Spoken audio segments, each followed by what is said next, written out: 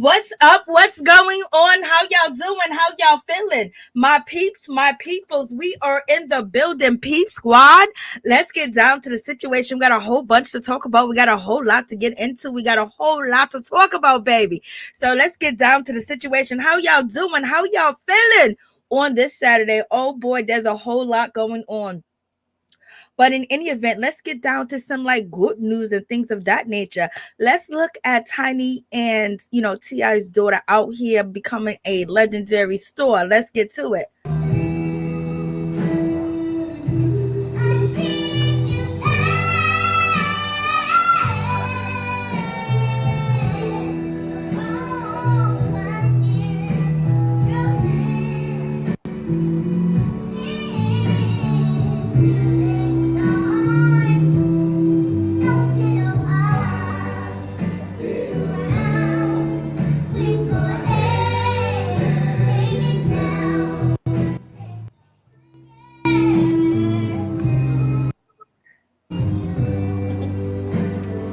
Oh, that's so cute, her singing. Hey, what's up? It's Sims. How you doing? What's up, Torsten? Thank you so much. I appreciate you. Much love to you, baby. What's going on? Sims is in the building, girl. It's so good to see you. And thank you so much for your help and your support and sending stories and things of that nature. Girl, you stay on fire, baby. So let's look at, Offset almost breaking his ankle out here, in Paris. Let's check this out real quick. A quick smile.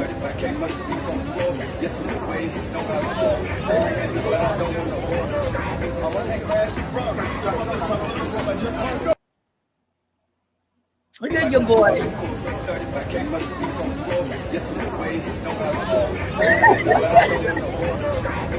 Lord.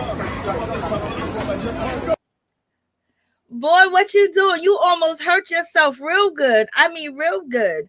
And let's get to, you guys already know NBA YoungBoy was facing these charges, these federal gun charges in California and things of that nature. And that feds have a 97% of winning their cases, but it seems like they did not win this case because NBA YoungBoy, aka YoungBoy, has been found not guilty. He has a whole nother case, but in any event, let's check this out. How are you feeling? Feeling great. It's this man here. No, it's all the people around us. And he was not guilty. He was innocent. Never was guilty. Never was guilty. I mean, let me try to tell you, it's good to have money, baby. If you don't have money, you already know you're going to be buried under the jail. They're going to forget about you. And he got good money. And when I saw NBA YoungBoy, where Floyd Mayweather was at the courthouse, and also Baby from Lil Wayne's boy from Young Money, Cash Money, he was there. I was like, they had to call their people. I know they showing up to show their support, but they had to call in some favors. So, in any event, he is not guilty. He's been found innocent. He was innocent. That's what they saying out here in these streets. And YoungBoy fans was out here, running amok. NBA YoungBoy looks a little bit more mature. He's talking a little bit more mature.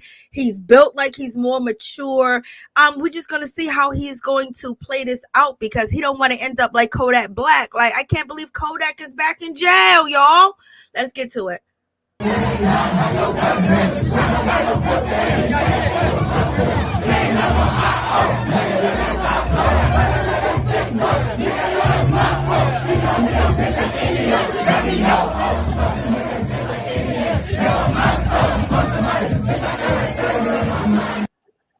So that's the kids at the courthouse. These are the kids at the courthouse. You already know the courthouse was like, wilding out at the courthouse. The bailiffs, the chefs, all the people that work in the courthouse was feeling a certain type of way.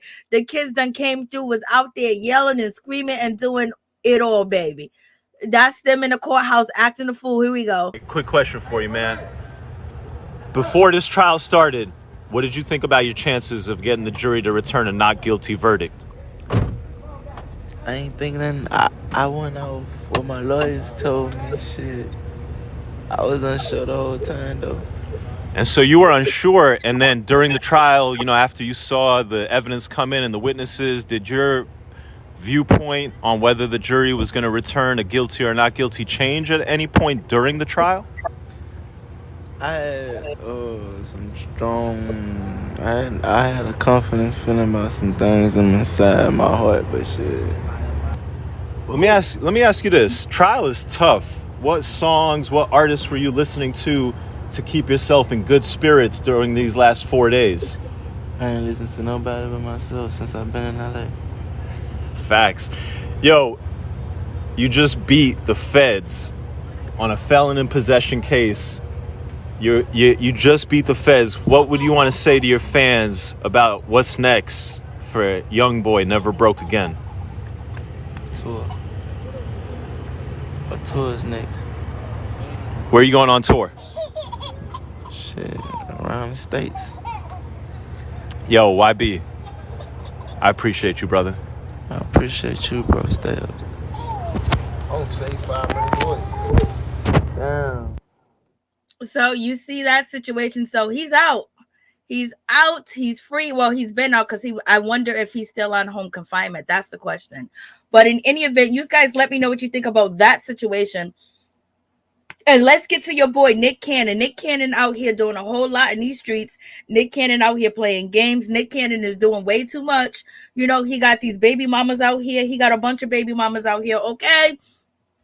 And now Nick Cannon want to play games that he's going to get married. I'm going to do what the world finally wants me to do, and that's to get married. No, your baby mamas want to get married to you. We don't care what you do with any of them because, Lord have mercy, it ain't going to be fair to one. If you marry one and don't marry the other one, you got two that got twins. You know what I mean? Like, you got a whole lot going on. What is Nick Cannon saying and doing to these ladies? These ladies are signing up to be the side chick, the side ish, and they are okay. They accept it because I guess there's not a lot of young Black rich men that are into them. So therefore they chose Nick Cannon and they are willing to share, and they're going to share up and down. And even one of his baby's mothers recently did an interview and basically was saying that in order to talk to Nick Cannon, in order to speak to Nick Cannon, they got to be scheduled in. You know, they can't just call his phone up and be like, what up, Nick Cannon? Like, what's up? So, you know, it seems like he don't even really got a relationship with these ladies. Okay. Like, what's happening? What is going on? Like they signing up to just, you know, they're signing up to be single mothers. And this is, I think this is Abby. Abby's basically happy. She's in the Bahamas or she's in Jamaica and she's with, you know, Mr. Nick Cannon, and she's all happy and smiling. I was like, girl, you look like a fool. All of you guys look like fool, but I guess that money's good. But what if Nick Cannon runs out of money? What if something happens to Nick Cannon? I wonder if he put y'all in a will. Okay. Or, you know what I mean? Like, what's going on? Or he's going to have somebody basically be in charge of taking care of his kids and leave you guys on the outs. You don't know what you're getting, but you just signing up because that paycheck is looking good and whatever he's doing is looking good to you. But in any event, this is sad. This is low self-esteem. But in any event, I guess it's best to know that your man is cheating. But can they say that Nick Cannon is their man? Can they say that? So in any event, let's get to Abby De La Rose basically bragging that she ain't the one he marrying and he ain't marrying her. She ain't the one because he's out here posting that he's going to get engaged and he's going to do something that he said he wasn't going to do ever again. So let's check this out. Engaged, baby daddy. Really engaged, baby daddy. Really engaged, baby daddy. So she's out here, oh, my engaged baby daddy, and she's laughing all the way to the Bahamas. Okay, I guess the Bahamas is, you know, worth it. Spending how many days do these ladies get to see Nick? You know what I mean? I know Nick thinks he's the king, he's the man and everything. He must be so full of himself, it ain't nobody's business. And then on top of that, when he don't want to be bothered, he don't gotta be bothered with them because they gotta schedule an appointment. So you mean to tell me they can't just call him up like, hey baby, how you doing? Nope, they can't, girl.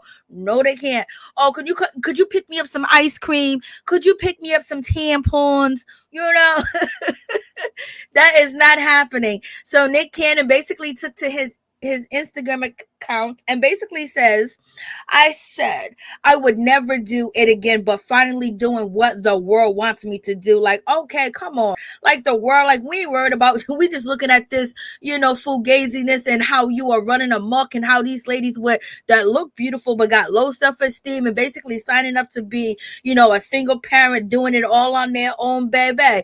And, living like that. It would be better if they was all living in one house and they all get to know each other, the women, the children, basically be, sister wives or something like that, but they got to be a wife first to be a sister wife. Okay. So in any event, Nick might be doing a video. He might be doing a promotion for a song or music. And so he's putting it out there like that as a joke and getting people to talk about it and basically making himself go viral. But at the same time, he's embarrassing these ladies that are laying up with him and having babies with him. And he's joking about getting married, but not to them, because they would love to have that ring, but they're never gonna get it. Never gonna get it. Never gonna get it. Never gonna get it. Like, what's going on? So he posted this picture. And everybody's trying to figure out which baby mama it is. Some say it's not the baby mama. It looks like Brittney Bell to me. But in any event, so Nick Cannon is putting out there that he's about to do it again. When Nick Cannon was out here in a recent interview basically saying that he's not going to do it again. And the only way if he do it again, if he do it with Mariah Carey. And if he can get Mariah Carey back and they can get back to the relationship that him and Mariah had, that's who he would marry again. But why Mariah Carey don't want you no more? She don't want your has-been ass. She don't want your milk dog self. Like, come on. You done went out here. And if you had a chance to get back with her, it's not going to happen. Not with the football team that you got going on out here in these streets. And, some people are saying, like, how is the relationship with these ladies? Are they happy? Are they satisfied? Do they cry at night? Do they miss him? Do they want to choose something better? Can they date anybody else? They can't, because Nick is taking care of them. And they just said, hey, I want to be a baby mama, So y'all tell me what y'all think about it. What's up, Happy Days? How you doing? No one asked him. I know, girl. None of us asked him about his situation or what he was doing out here in these streets and who he was doing it with. He's the one that keep telling us, and he's making it seem like we care whether he get married to one of them girls or not. We don't care, because if you wanted to marry one of them, you would have married one of them. Okay, it's not up to us. And let's talk about Britney Spears real quick. When it comes to Britney Spears, about 4 or 5 days ago, they reported that Britney Spears ran out of gas on the highway, and basically she didn't have no gas in her car. She called her husband or whatever. I guess he couldn't get there fast enough. But in any event, she called the police. The police came and they basically pushed her car off the highway into the breakdown lane. And then, a truck came and gave her some gas or towed the car. But I was like, why is Britney Spears running out of gas on the highway? Like, what is going on? What is happening in this situation? Like, this is really crazy. So in any event, I don't think Britney Spears is used to, checking her gas tank or things of that nature, because, she was, locked down for a long time. And basically she's getting back to life. But in any event, we wish her well. And let's get into this situation. Let's talk about Mr. Kevin Gates. He is nasty, y'all. I mean, nasty.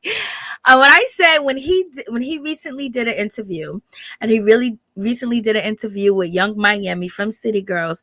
She got her own podcast. She got her own show on Revolt TV, messing around with Puffy and doing all that with Puffy basically is getting her into doors and places that she would have never got into before. But at the same time, I don't know what the repercussions going to be or what the consequences that she's going to have to face at the end of the day.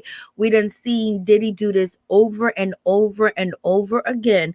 Even Biggie Small's mother complains about not getting money from P. Diddy Puff Daddy. Even Biggie children complain about not getting money or royalty from P. Diddy. I'm making a ban, people. people, not all of them, but most of them, complains about not getting their right money. And also Danny Kane and numerous of groups. And remember when P. Diddy was running around here with Dawn from Danny Kane? She basically changed her look. Like she did a whole like facial job on herself. Like she changed her cheekbones, her nose, her lips, her teeth. She changed everything. And she did a song with Puff Daddy, and that was popping. Whatever that song was, it was popping. And Dawn was out here, and then all of a sudden we don't hear Dawn, we don't see Dawn no more, and P. Diddy ain't running with her no more. He rode that way for a little bit and let her go. He done stole their youth, so hopefully Miami youth don't get stole from her, y'all. Hopefully, hopefully, she keeps her youth, but at the same time, sometimes you got to take these chances, and she's taking these chances when it comes to P. Diddy. You know what I mean? He done already had a baby mama that, disappeared from RIP to Kim from circumstances like, whoa, okay, so there's a whole lot going on in his situation. And in the event, we could talk about Shine, we can talk about Craig Mack. There's so many different artists. We can talk about Black Rob, how he did Black Rob not too long ago, but right now, she's on fire, she's hot, and P. Diddy sees that he can do something with her, and he is, but we don't know what the contract looked like. Her doing songs with Usher, her performing at these big events. I know that he has something to do with it, and even though she's very talented and things of that nature, he has a lot to do with it. But I wonder what's he getting on the back end, because ain't nothing that P. Diddy does for you is for free, and when he's working with you, it ain't for free. And we already know he wants her to build him up and basically, raise his ego. His ego should already be high, but he wants her to, raise his ego. And then on top of that, when she was doing this live, maybe I'll put this live on my other channel, he was basically saying, show my liquor, drink. And it's like, that's the second time he was live with her, and he's telling her to drink, show my liquor. Like, damn, the girl just can't chill and be on live. She got to promote your liquor. We know about your liquor. We know it's a Black-owned vodka. I don't know if it tastes good because I never tried it yet. But in any event, when it gets down to the situation, if Miss Young Miami is down for the situation, she's down for the situation, baby. And when she was having these conversations when it comes to Kevin Gates' nasty ass, Kevin Gates, OMG, yes, he is a freak of the week, a freak of this, a freak of that, just a freak. And most of all, a freak of basically having relations with his cousin. And then he said that he would do it again. He was asked, would he do it again? And he goes, yeah. So in any event, I was like, you a dog nasty. You are filthy nasty. You are slime nasty. Like, what's going on, Kevin Gates? And then he basically justified it by, they do that down south. Just because they do it down south doesn't mean it's justifiable. Doesn't mean it's something it should be done. Doesn't mean that something should be promoted. And if you can sleep with your cousin, you can sleep with anybody. If you can sleep with your relatives, you can sleep with anybody. And as we know, I was like, what? Like, what? And he's bragging about that. He forgot when Slim Thug was out here talking about, when it came up that he was having intimate relations with his cousin. That was a bad situation for him. So in any event, under the video of the interview with Kevin Gates, I'm going to tell you, Young Miami did a great job in the interview. She asked great questions, and Kevin Gates did a great job too, as well as being open and feeding the world bullish. You know what I mean? Because it's nothing new. A dumb nigga basically say some smart things that he heard somewhere else. He gets in an interview. He tells you what he heard, and then and basically that's it. That's the situation. So in any event, he was talking, reckless. He was talking reckless, and he was talking about double teaming her or wanting to double team a female. And it's just like he wanted another dude, not another female. Usually dudes always say, I want another female. We'll do this, we'll do that. But he's talking about him and two dudes. And he's saying, if me and these two dudes love you to death, then why can't we make you feel good? Why can't we bring you up to the stores? Why can't we do this? So basically, it seemed like Kevin Gates was giving that opening to P. Diddy to let P. Diddy know that he's down to do whatever with him in Miami. He's on that train, baby. And then he was like, he likes booty, more than he liked the punani. I was like, Lord, help me, Jesus. Help me, Jesus. What's going on? What's up, Happy Days? No one asked him. Excuse me. What's up, Kimberly? How you doing, baby girl? Did he get in them into ARP events? Lord, he is washed up. Happy Day says, Kimberly, exactly. He is bad look. Kevin Gates freaky, especially when it's time to get to that Monte. Okay, contractual relationship. All right, Tori, or that's what it seemed like. I don't know, Happy Days. I know, girl. MJ, freak of the rap world. I know. What's up, Norris? What's going on? How you doing? You guys, please don't forget to check out Norris' YouTube channel. Show him some love. Point blank, period. Norris is in the building. Happy Days. He wants to bag Diddy. That's what it sounded like. I'm sorry. In the interview, it sounded like he was letting Diddy know everything that Diddy likes, he will do. Okay? I mean, he was just talking about what he would do to the rear end. I was like, and the way that he was saying it, it wasn't like he was speaking to a woman, in my opinion. That's just my opinion. You know, I know people will say, like, everybody's trying to put on, you know, everybody tries to, you know, say men or black men are gay and things of that nature. No, or try to put that on them and things like that. But he was really talking like, and then he was just basically saying that he wanted to do it with a partner and it'll be his homeboy. He give this to you, I give that to you. What? I was like, are you serious? And you know, just and then he was like, I'm Muslim, talking like that, and you Muslim? I was like, okay, like this guy is full of himself. He's full of a whole lot of it. And basically he was justifying everything that he does. And then when it came to his relationship with his wife, Draca, he was basically saying he was asked if she cheated. And he goes, no, I never said she cheated. In a song, I said this. I never said she cheated, but he never said that she didn't cheat. He said, I just never said she cheated. Okay, because the rumors out here in the street is his wife left him for their, you know, the fitness woman, the weight trainer, or the trainer, the physical trainer, whatever the case may be. And the video, and the video that you guys see that on camera with Kevin. Oh, Lord. I thought I had changed the screen up. So in any event, when it comes to the situation with Kevin Gates and this video, he was still cool with the trainer because he was talking about I was working out with my trainer, blah, blah, blah. And so the trainer done scooped up his wife, baby. And he didn't omit and he didn't deny. He just said, I did not say that. And he wouldn't say whether she cheated or he cheated. Then he said, if he's not happy, he's going to cheat. And basically he's a married man. So if you're not happy, you're just going to go cheat. He goes, yes, I got to make myself happy. I got to take care of myself. My needs are first. That's number one. Yes, that's number one. But baby, you are not going to be happy 24/7, 7 days a week, baby. Like, come on, let's get this together. You're not going to be happy with your partner every day, all the time. So therefore, you need to improvise, or you need to compromise, or you need to have to sit down and have a conversation. He goes, what conversation? What this, what that? You know, man, cheat. This, I don't really cheat. I go out and I get mine and tell my woman I did this. And if she's a good woman, I'm going to give her that, you know, super supreme core wash, you know, type of body experience. I was like, this man is crazy. This man is ignorant. You know, he made good music. I ain't gonna lie. His last song is hot that he done put out here. He got a workout song that is banging. It's not a workout song, but it sounds like it. But he sounds really confused. And he sounds like he is, you know, lost. And, he wants to put on that front that he's woke, but the things that he's saying and doing, he ain't woke, baby. He is still dead. He is still trying to live. He's still trying to survive. And at this point, he want to swim with the devils and he want to swim in fire to get where he wants to be at. Okay.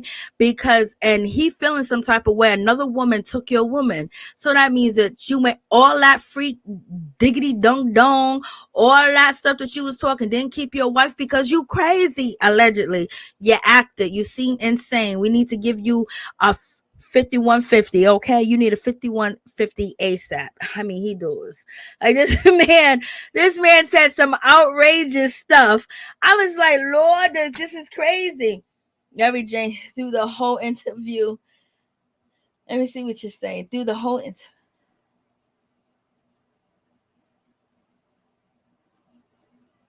I know, MJ. It was, oh, that's so good, Tony.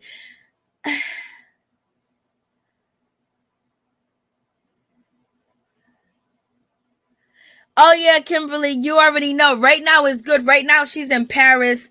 And at this point, when you see this video, she's live and she's in Paris. And this is, right after the interview, and she's asking to interview other people. But I'm not going to say that the interview wasn't bad. But at the same time, there needs to be clarification with the interview as far as, putting all that out there for people minds that are not formulating or not formed or not developed. That's like really bad information for young people that can't go to, their mothers, their sisters, their aunt, or a big sister or a big brother to talk about, because all the things that he's doing and saying, and then he's talking about protection, whether he used it or not, and all that other stuff, which is a no-no. And it was all about self. And it wasn't about a relationship. Like he said, oh, we best friends, we're always going to be together, this and that. He's been out here trying to allude and try to hurt feelings and show people that he's with somebody else. He has this person, he has that person. He's getting bottom feeders just like he's a bottom feeder and things of that nature. And he did say something that was important, that if a woman has been around, they try to shun her, but he said he loves them all. You know what I mean? At the same time, his wife is not the type of woman that he says that he prays, the girl that's out here doing all this and doing all that, legs spread wide open, out here running up and down the streets. He prays that. And it should, because men do the same thing, but at the same time, he didn't marry a woman like that. So he should be honest about that. Even though he's praising these women that are like Amber Rose, he ain't gonna marry one, okay? So he is a hot mess. I mean, he was out here giving the kids delusional information, and Miami was sucking up like, okay, that's what I do with Diddy. That's what Diddy's looking for. But I don't think they're going to get down with Kevin Gates. He got a big mouth. He got a big mouth, Lord. But Miami, she looked beautiful. I think she did a wonderful job. I like the way that she talks. I like that she speaks regularly. I like that she doesn't try to sound like a news reporter or the regular TV people. She sounds like herself, and I love that. And that was actually, really good with the interview as well. But girl, the way that she was laughing and giggling with Kevin Gates, Puffy got her turned out. Puffy got her turned out. Puffy got her turned out. Puffy got her turned out. She's turned out. She's all the way turned out. It ain't no turning back. He got her turned out, baby. That you don't understand that lifestyle that Puffy's living. He can turn out just about anybody. You take people living averagely, like say if you even making 200,000 a year, 100,000 a year, 90,000 a year, you're dealing with a billionaire. It's a whole different lifestyle, and you'll fall in love with someone that can make your dreams come true. Because now she got her own podcast. She's being taken a little bit serious, and he got her at these events. He got other artists working with her. He got other artists sitting down, because most artists are not. If she had a podcast by herself, hey, come on my Instagram, come on to this show. The network or the people behind them have to get the people there for them or pay them or work with their people. P. Diddy got relationships with everybody. So she can have any guest just about any guest that she want, because she was asking, who should I have next? And he can make that happen for her. You know what I mean? It's not like she's starting up from the ground up, but at the same time, he's getting a huge percentage. Okay.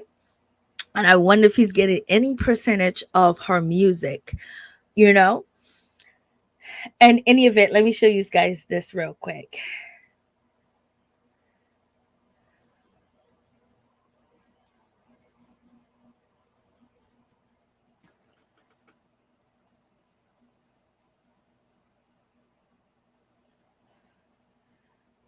And they keep it in the family, baby. Hey, Washida Libra, how you doing? What's going on? Man, Puffy's not a bad guy, man. He's not a bad guy, as long as you don't do business with him, baby. Or you're on the short end of the stick, because everybody has complained, from Styles P to, Mace, to Biggie's mom, to Biggie's, baby mama, to Biggie's children, to Craig Mack. to making the band Danny Kane and some other groups. They Black Rob. I can't imagine a seductive lifestyle. Diddy and Young Miami are benefiting from it. Oh yeah, they definitely are benefiting. But at the same time, don't cross Diddy, and don't piss him off. And don't ask for more than what he wants to give you, because you already know how that's going to go. And yes, there's nothing wrong with if you're bi, point blank, period. We got one life and we got to live it to the fullest and be yourself and be honest with it, baby. But Kevin Gates is toting the gates, whether he's on the other side. I think he is. There's a lot of things that he has said and done in lives over the years that make you think, but let's go.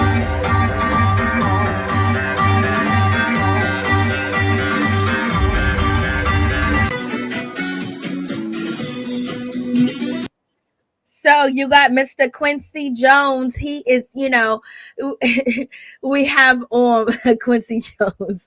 We have P. Diddy's son Quincy. He's out here with, he's out here with Kanye West's ex-girlfriend, the Kim K lookalike Mrs. Jones. Lord have mercy. When I say that they swab and pass quick, fast, in a hurry. But in any event, when it comes to Quincy, P. Diddy's son, he's probably been dating Kanye West's ex, or the girl that he was just chilling with. Hey, darling, thank you so much. I appreciate you, baby. You're so sweet. Y'all be making me feel good, y'all. So, and thank you so much. I appreciate the donation. That was very nice of you on this Saturday. So when it comes to Quincy, he's now dating, Kanye West's ex, or the girl that helped him get over Kim. So here she is right here. Kanye West was rolling with her. They was everywhere together. He was dressing her up. But in any event, we know that she did, all types of different things. Like, all the girls that Kanye picked, he liked them. He liked them dirty and nasty and street filled, and he likes them to have everybody in the industry to have them already, and then he picks them up. You know what I mean? But in any event, it seems like they all like that as well.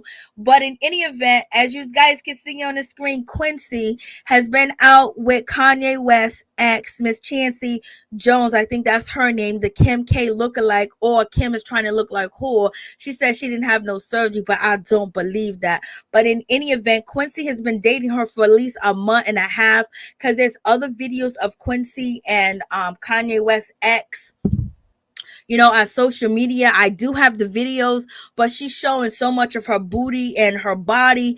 It's just like I don't even know why she even put on a swimsuit.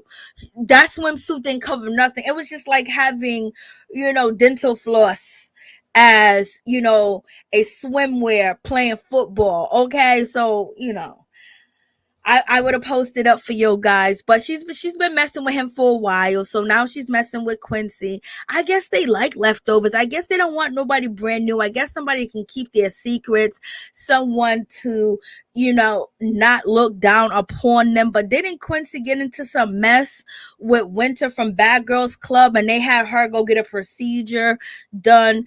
And now that procedure that Winter got done from Bad Girls Club, she was kind of like forced to get that done because, P. Diddy and Quincy mom was on her to have it done. And right now with that procedure, some states won't allow you to get that procedure done. Okay. So in any event, I guess the apple don't fall from the tree, baby. So I guess they like to just swap fluids, swap everything. It is what it is. So Quincy's out here happy with her. She look good though. She can play football very well. She used to be a track star. She used to play tennis.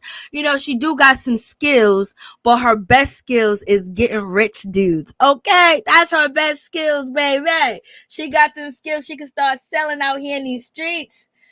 Thank you, Darlene Wilkins. I appreciate you so much, Darlene. I know she is a sweetheart. You a sweetheart too, Rashida Lever. Don't stop. You girl you are. Letitia Jones. The pass, I mean, I remember back in the day, a pass around wasn't a good thing, but today, let's double team tackle and pass it all around. No telling what, they got doctors, they got private doctors, they got private pharmacies and things of that nature. A lot of track star.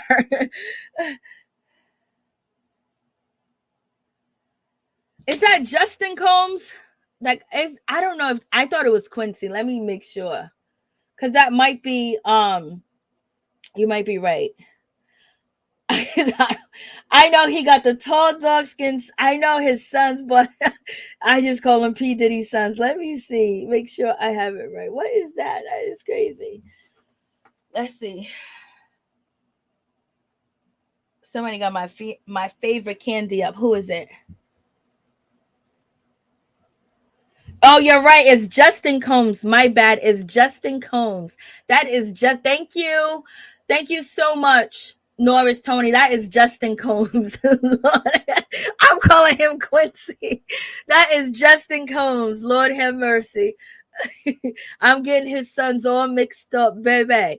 Yes, that is Justin. So Justin is chilling with Kanye West ex. They're doing their thing. They're running these streets together. Okay. So that's just one of them situations. I was like, Lord.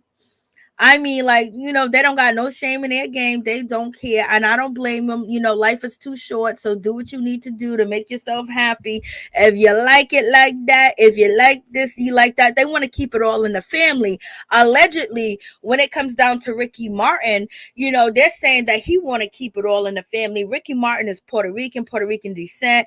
And also Kevin Gates is Puerto Rican and black. So Kevin Gates said, it's okay to be involved with your cousin. And then he actually said third cousin. He said, I think she was like my third cousin. Third cousin? That's the same blood, dude. That's the same blood. I mean, like, she can give you a blood transfusion. You can give her one. Third cousins? He said third cousins. I know I heard that. So, now we got Ricky Martin. Ricky Martin is out here facing some accusations and some, things out here in these streets where Ricky Martin, basically nephew, is claiming DV and also saying that he was in a relationship with his uncle Ricky Martin and he was basically being mistreated, and there was a whole lot of psychological things going on. There was a whole lot of physical things going on. And when it comes to Ricky Martin's nephew, he's a 21 years old. His name is Dennis Sanchez. And basically he's out here claiming that when it comes to Ricky Martin, he was in a relationship with Ricky Martin for like 7 months, 6 months, 4 months. They had, a whole type of situation going on and everything. So right now, Ricky Martin is being, he's about to go to court in Puerto Rico, and Puerto Rico don't play when it comes to incest relationships at all. He could be actually facing 50 years behind bars, okay? Like, he could be going to jail. He can get all that he wants.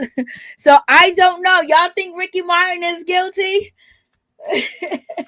You know what I mean? What's the public opinion? Do you think he did it to his nephew? Ricky Martin is actually claiming that when it comes to his nephew, that his nephew is not all the way together. His nephew has mental issues and has mental problems and things of that nature. That's why the family have not spoken on the situation. Ricky Martin said around July 4th that he cannot speak and talk about the situation at all because, it's a, court situation going on and things of that nature. So he basically is going to follow his attorneys and what they tell him to do. But on July 4th, Ricky Martin denied all allegations on Twitter. And he said he's very optimistic that this would basically be resolved. He said once the court see the evidence and see what Ricky Martin presents to the court or what he presents to the court, they will understand what is actually going on, because he's saying that his nephew is crazy. Ricky Martin was a part of a boy band, and that boy band group is the most successful Latino group till today. The most successful Latino group till today. That's what I read. I don't know. I didn't do the numbers, but that's what they said, and I believe it because I don't know any other one. That crossover. I know Latino music groups, family groups, and things of that nature, Spanish music and things of that nature, but they didn't cross over to American music, and Ricky Martin, his group, did. And this is why we're talking about him today. So what y'all think? Let me see what y'all saying. Tracks though, you're so funny. Latasha Jones.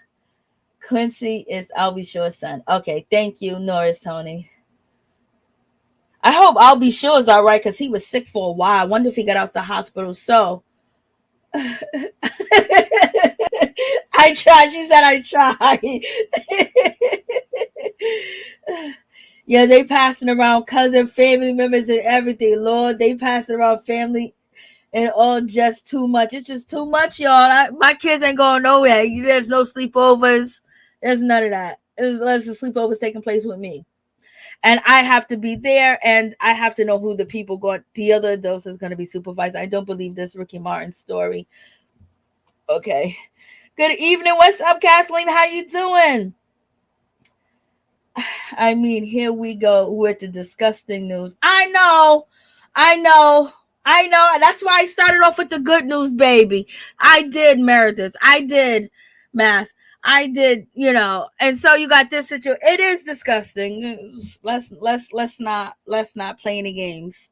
So in any event, so this is what's going on. We haven't heard any stories about Ricky Martin doing anything. At least I haven't. I don't look for him and I don't search for him. He don't pop up on none of my social media until now. So in any event, this is the group, the boy band from back in the day, and members of this particular boy band basically have a HBO documentary. I believe it's 2 members of the group, and they're basically describing, how it was back in the early 80s, being in this boy band group and what happened. Let me just tell you, the description of, what we're going to see on the HBO, I'm not going to watch the HBO documentary.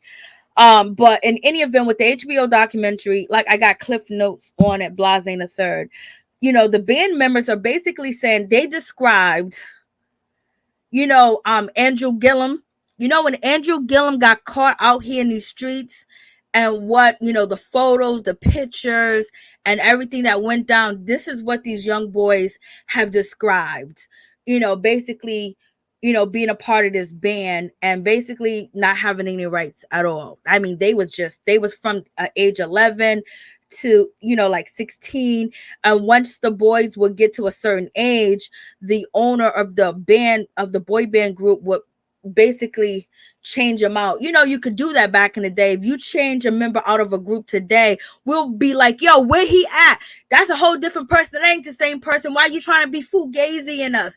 They used to be able to do that because social media wasn't like the way it is. They'll get rid of a member and you won't even know.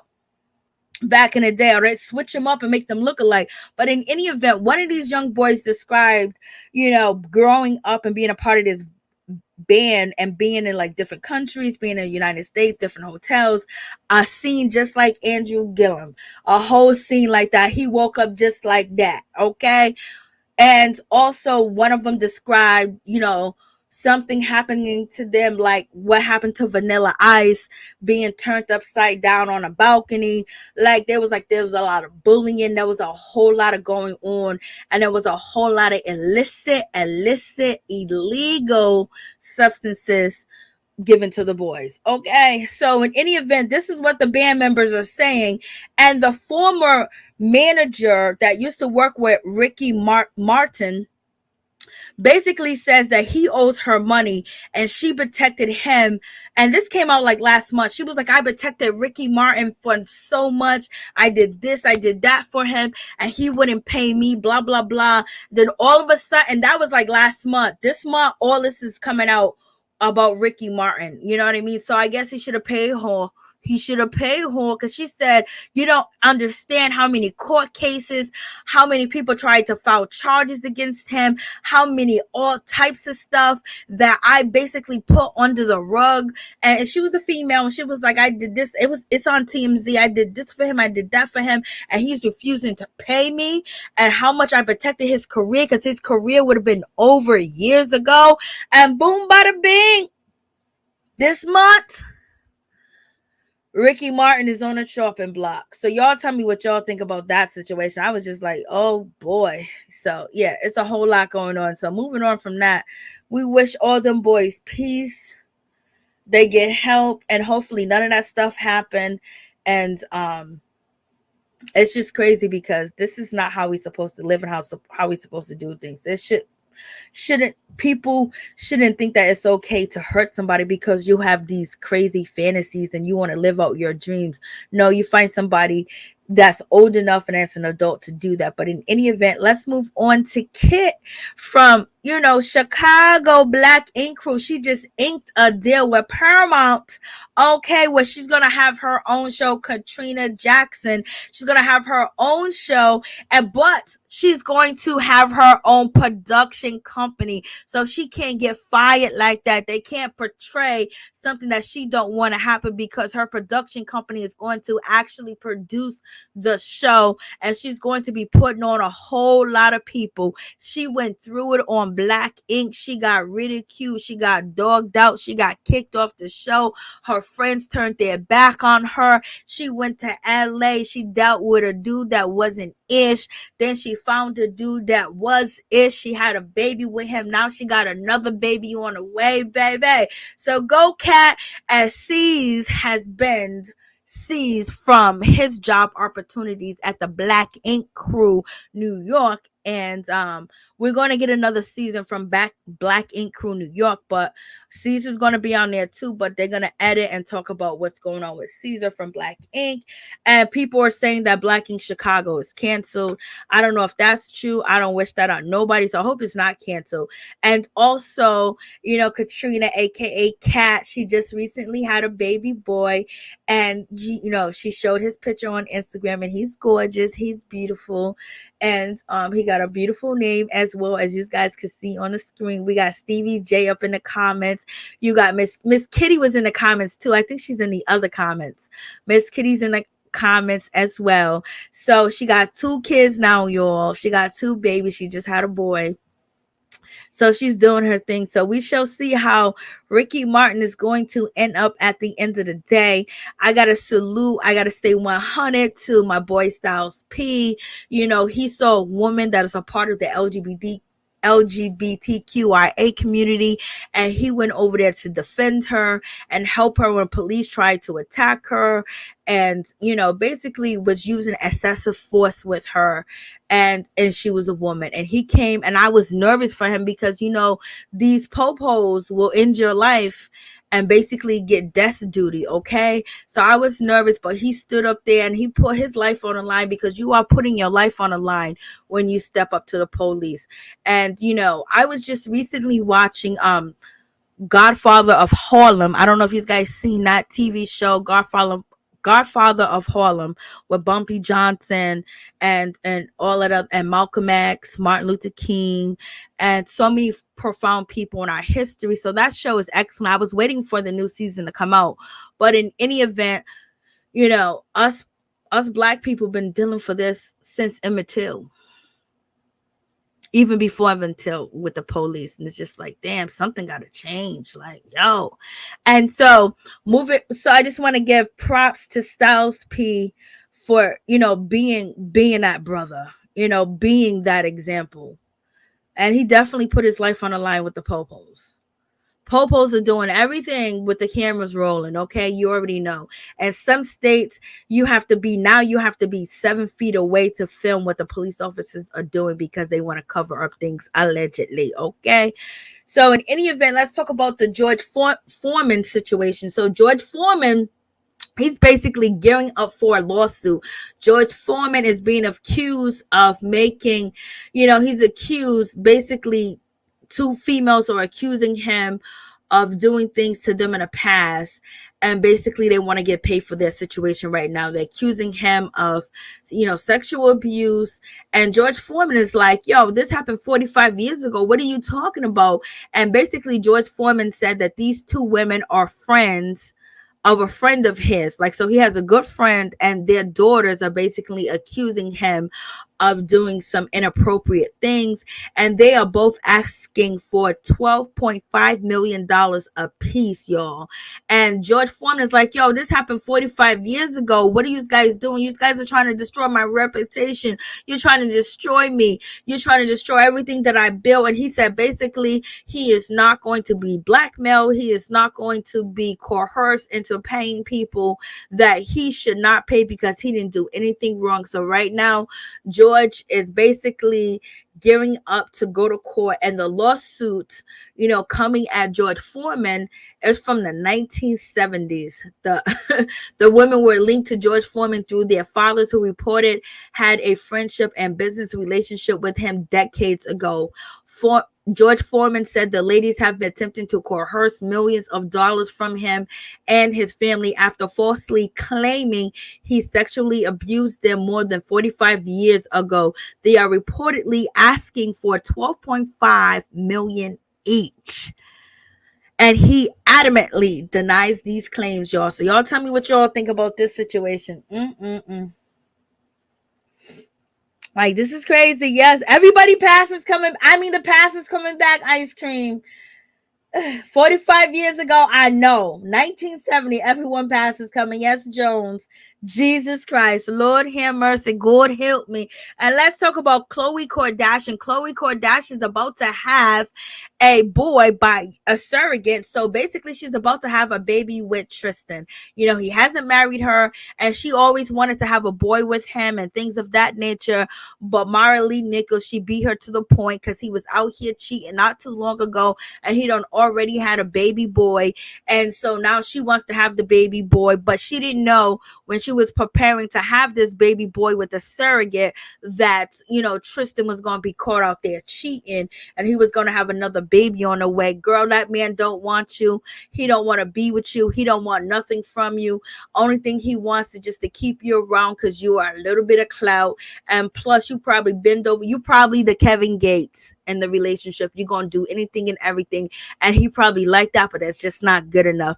And he likes you a little bit, but not like that, because he cheats on you, have babies on you, and then disrespect you on your own TV show and talk to you like you crap. He lets you know that you don't tell me what to do or how to do it, when to do it. And this woman could leave. She can go. She can just run away and never see him again, but she chooses to be with him. So basically, don't feel bad about yourself if you don't have money. Don't feel bad about yourself if you don't have the designers that Khloe has, or you can't go to the store or go to the doctors and get the surgery that you want. You can't get the tummy tuck. You can't cut off your stomach and your butt and all this other stuff.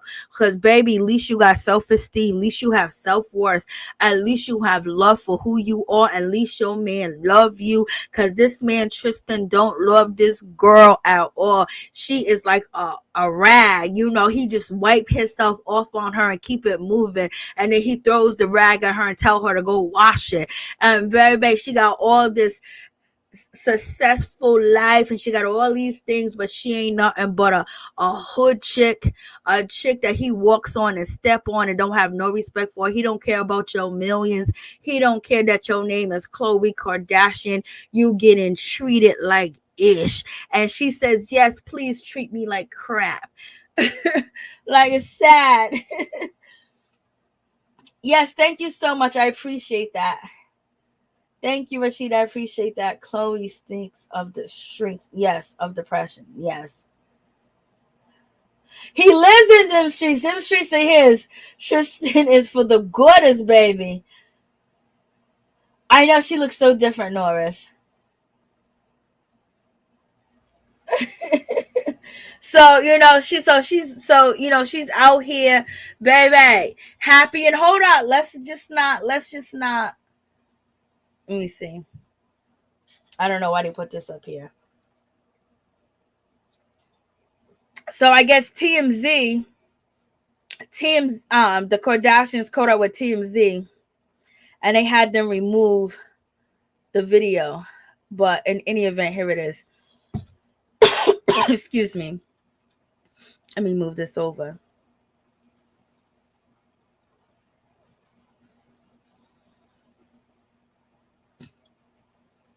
So here's the video right here. TMZ is reporting that Tristan partying in Greece with ladies, aimed at Chloe K baby news. So you hit play, it won't play. See, they got to it.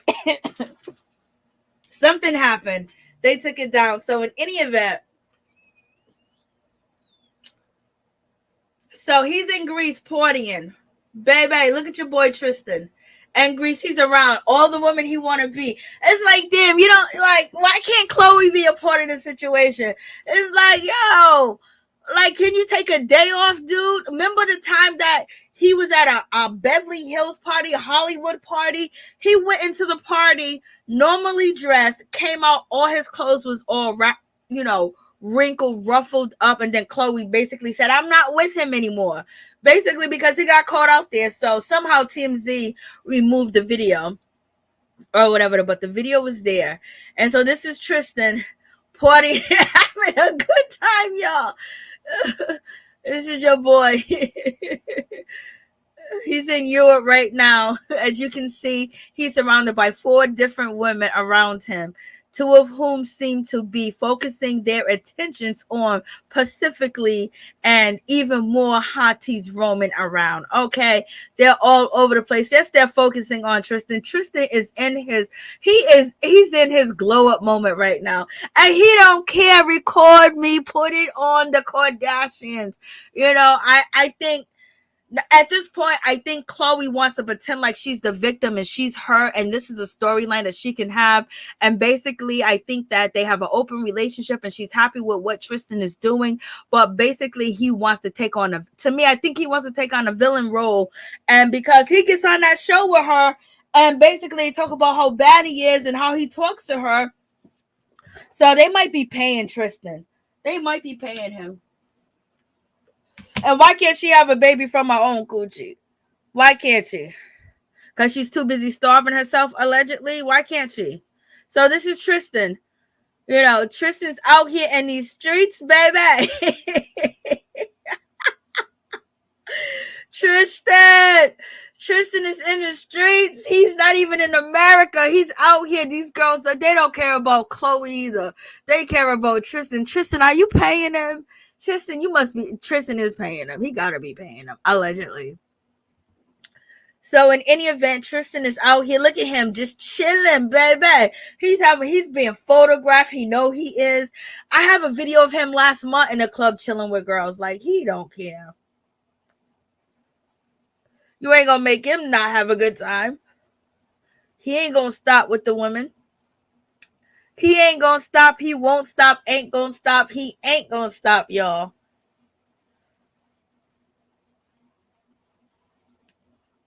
She needs the clout.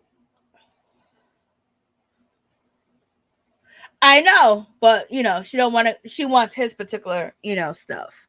So you have that situation. So Chloe's out here doing everything. She she got the lips big.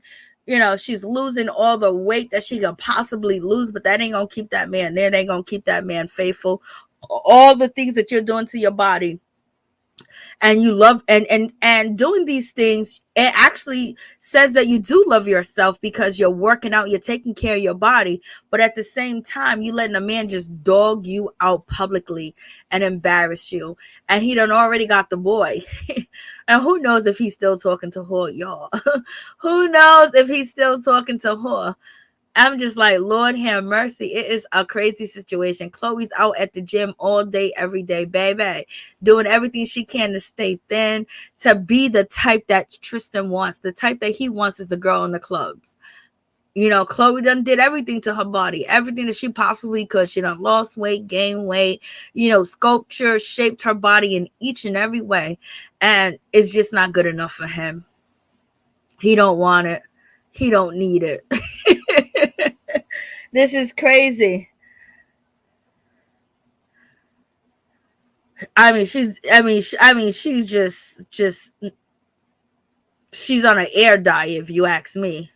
Everything for this man, and this man is gone. He's gone. He's in the streets now. She's just, I got his baby. Yep, everybody else do too, girl. Everybody else do too. Poor thing. No, she's not a poor thing. She's signing up for it. She has all the money. She has all the support. She has everything to leave. She has everything to move on. She has everything to get counseling. She has everything to basically survive, being in a bad relationship and moving forward. And she chooses to keep going back. So you know what? That's the decision that she makes. So everything that Tristan does to her, she deserves. Because, when you tell somebody, please treat me like dirt. Please do me wrong. Please do this. Please do that. And that's what she's asking for. And that's what he's giving her. So why is he the bad person in this situation? Other than he don't want to pay child support for his other children and basically trying to silence his other baby mamas. That's a problem too as well. If you're making all the millions of dollars, you need to be taking care of your children, okay? There's no excuse that you should not be taking care of your children at all, point blank, period. Financially. So let's get to the situation when it comes to, Kodak Black. He recently got arrested. Like, Lord Kodak, he done already got out of jail. You know what I mean? He Trump done got him out of jail and everything. And baby, he got caught out here in these streets in Florida, baby. And allegedly they said they found 31 pills on him. It seems like he probably had somebody prescription bottle, it couldn't have been his prescription because he wouldn't have got arrested. So in any event, and then basically he had $74,000 on him and change, but he's a multi-millionaire. So of course, $74,000 is little change compared to what I see, Kodak having on him. But in any event, his vehicle was stopped and pulled over, and basically they searched his vehicle and they found the pills. Okay. And then also apparently Kodak Black license and tags were expired. He has a team. If you got $74,000, your license should not be expired. And because you can have somebody go down there to the DMV, you can make a special appointment where they have special appointments for celebrities and people that are famous.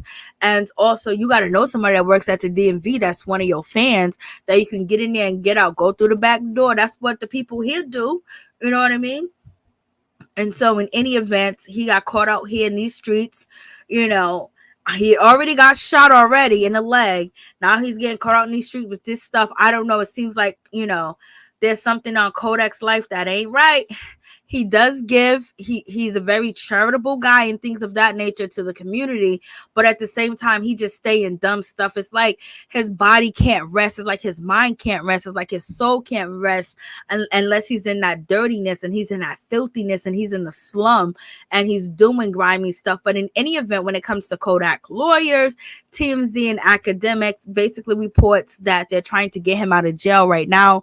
I don't know if he's out yet, but right now they're negotiating a bond for $75,000. That's the money that he had in his pocket, baby, to get him out, and basically they're trying to move forward quickly to get him out of jail. Kodak, there's so many warnings that you are receiving and you're not taking heed to them. So I don't know what's going to happen to you in the future. It doesn't look like it's going to be anything good if you don't pay attention to the warnings out here in these streets. For real. Like crazy. So let's get to the situation when it comes to Kim K.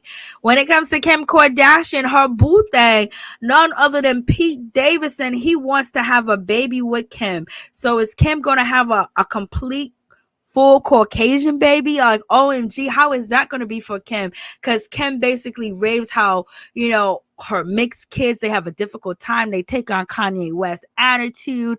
And we have seen them take on Kanye West attitude on social media when they're coming after the paparazzi. But the paparazzi deserve each and everything that, Kim K and Kanye West kids say to them. Okay. Like, they deserve it. They was like, why are you waiting for us? Like, come on. Could you imagine? Remember when Kanye West cussed out the guy that was following from his home to the gas station? The paparazzi used to be crazy on Kanye. And so in any event, on Pete wants a baby, y'all. Pete wants a baby. Is Kim gonna give it to him? Is she gonna get a surrogate, or is Pete gonna be able to have a baby come out of Kim K womb? Is that going to be a possibility? What y'all think about that situation? I think that so we're gonna see We gonna see. I don't know if they trying to stir Kanye West up. He's been resting low and resting high and resting somewhere else. You know, he helped Kim promote her new show. He helped the Kardashian promote that show. You know, him going off and him doing everything promoted the show, gave the ratings.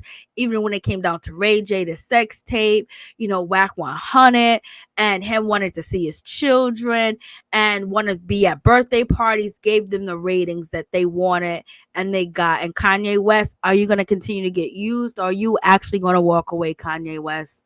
Are you going to walk away and let it be? And I hope he doesn't lose anything when she does, you know, have another kid. I don't know if she's going to have a kid with Pete, or basically Pete backed her up in a corner to basically say, either have a baby with me, have a baby by me, have a baby by me, and be a millionaire. You know, if Pete has a baby by Kim, you know, he's already a millionaire, but he'll be a fierce millionaire. And so, you know, so we shall see what is going to happen in that situation. Is Kim K going to have Pete's baby? And so when we get down to this situation, let's talk about AB. AB's out here. He's on Instagram. He's with his children. He's playing golf. You know what I mean? He done moved on from the situation when it came to, you know, I felt so bad for homegirl. Like, she was doing the most. She was, you know, she was out here crying. Keisha Cole was doing way too much. She was out here calling him out and everything. He is playing golf with his boys. He done moved on. Keisha Cole is still going live, sending subliminals. You know, they could be towards him. I think they are towards AB, but whatever. And AB's out here with his kids on Instagram. They at the golf court. They are not worried about you, Keisha Cole. So you're gonna have to let it go, girl. You're gonna have to let it go. You're gonna have to move on, baby. Cause he has moved on. He has not missed a beat. He ain't worried about you. You know, he's back with his baby mamas. He's back with the women in his life. He said, if you don't want to share him, and if you don't want a traditional relationship, he can't give that to you, because he is for the streets. He is the streets. He's gonna stay the streets. And also, he felt like the other women in his life felt like Keisha Cole wasn't good enough to be a part of their circle. So I'm glad he dissed Keisha. I'm glad he told Keisha to go keep it stepping and keep it moving, because Keisha was gonna put herself behind bars again, dealing with this man, AB. Okay. This man's crazy. But he has moved on in that whole situation. And then let's get to Damon Wayans. Basically, he's giving us a little history lesson as far as there used to never be a Super Bowl show. And now there is a Super Bowl halftime show. And it's basically from an episode from In Living Color that they did an episode in the Super Bowl, basically end up having a halftime Super Bowl show because he copied In Living Color. I mean, the Super Bowl did. They copy everything. Everything black is always being copied. We are always being copied. Point blank, period. We never give the credit. They scared of us. They run from us. But basically, they know that we got the best ideas, and this is why they hate us the most. But in any event, with that situation, and in Living Color, you know, was like everybody that was doing anything when In Living Color was on TV, everybody ran home to watch In Living Color. Point blank, period. And let me see. Does he say it here? Where is he? He kind of gives a take on what actually happened.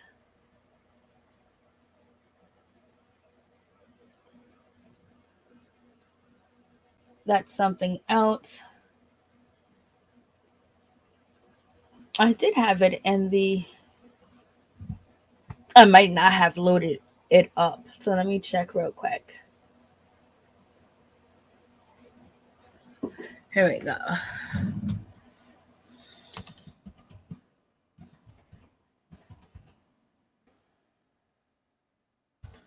How y'all doing out there, y'all?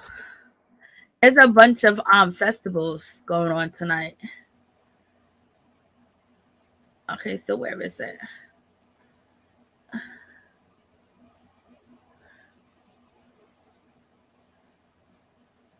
It was okay. Here we go. It's from the Jasmine brand. So let me open the other. Here we go.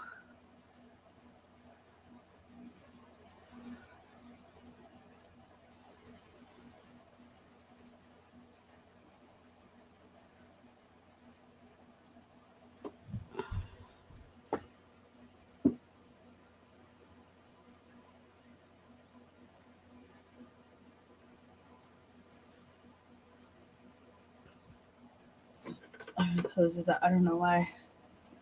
Why?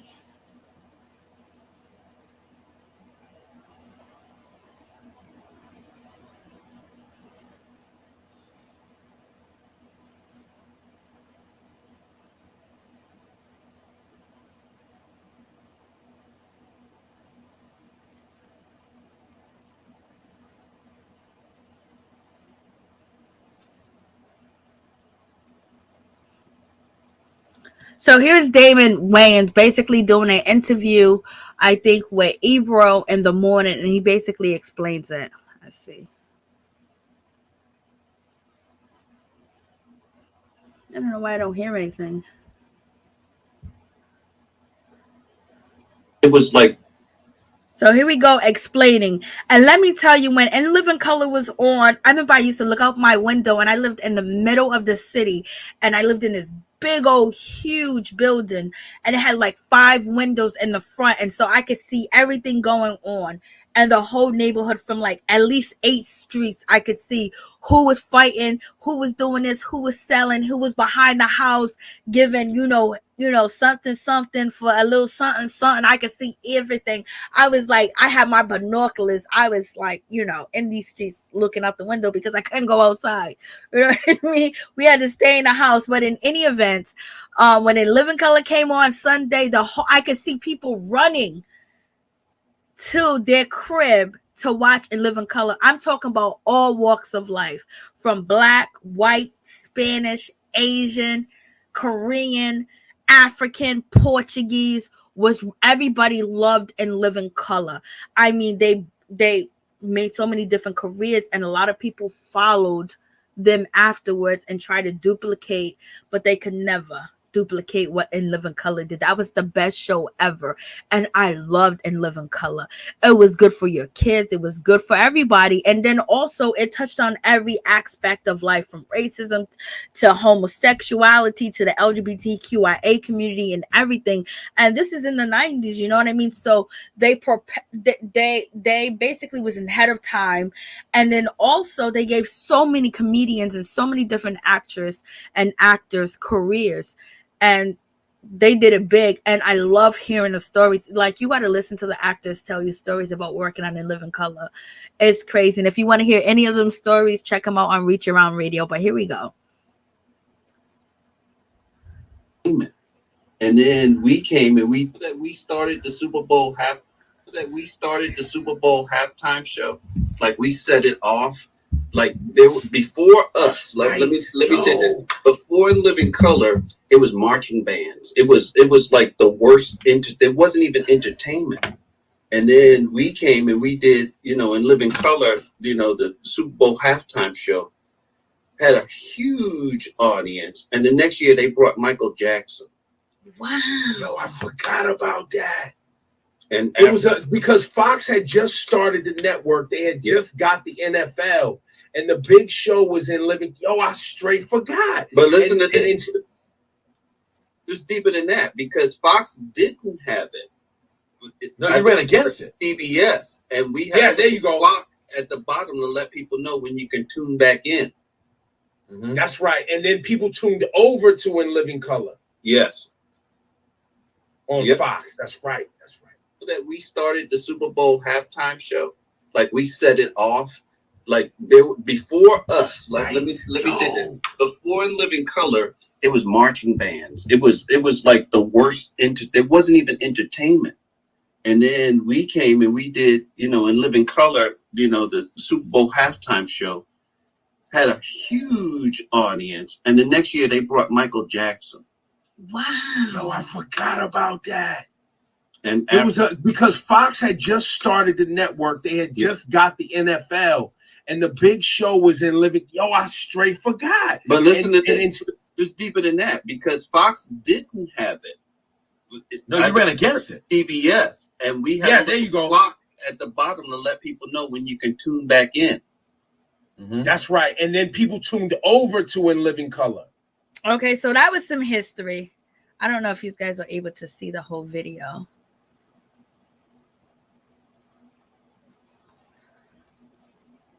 So Damon Wayans give us some history.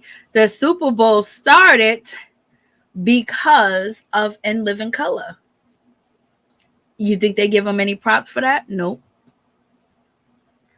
And let's move on to LeBron James. So LeBron James is out here in these streets. He is being criticized and everything because basically he speaks up for Brittney.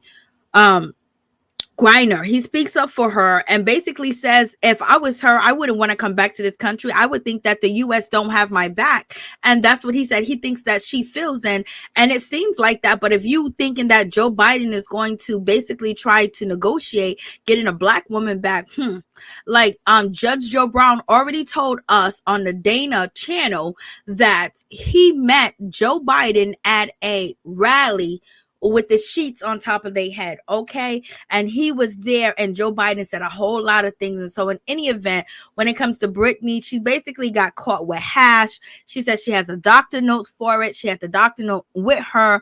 And basically, she's been over there for more than 100 days, way longer. She's been over there for too long, and it doesn't really seem like the U.S. is doing anything to get her back, point blank, period. And you got Kamala Harris. What is she doing? Nothing. She was dancing to Mary J. Blige and, Beyonce and My People this and shaking her head and trying to and getting the black votes. She ain't worried about this black woman. The NBA ain't worried about this black woman over there. What a crazy situation. And let's get to Neo. Not Neo, but Mario. Mario know he look good. Mario know he fine, baby. Mario is gorgeous. Mario is so gorgeous. It's unbelievable when he was up there on that stage, baby, with B2 or just Omarion. He killed it. He was already gorgeous back then when he was doing music. He's just even more gorgeous now. In any event, he had some things to say about when it comes to Omarion, because Omarion recently did an interview and he was basically, saying some things out here in these streets, saying that his mic was messed up, people were sabotaging him and everything. So let's check this out. Let me open this up for you guys. Okay. We would have, somebody representing my sound, but actually Mario's people were representing the sound in the beginning, so, there kind of could have been some level of sabotage, there. So there goes Omarion basically saying that he felt like he was sabotaged because Mario people was in control of the sound. And Mario says, this guy, how can I can't even sabotage your vocals. I can't even see what it says. I tried to look up to the screen. So basically Mario is responding to the situation like, boy, what you talking about? What are you saying?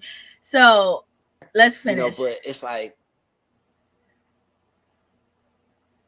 have somebody representing my sound, but actually Mario's people were representing the sound in the beginning, so there kind of could have been some level of sabotage, there, but it's like so Omarion is basically saying he was sabotaged. Like, Lord, let me tell you, Mario, people don't think that you can sing, boy. People are not happy with your vocals. And basically everyone's saying that you need B2K. And it ain't right if you ain't on stage with B2K, because basically, yes, he said that I guess he's trying to say he sound good out here in these streets, but baby, you sure didn't that night. It was awful.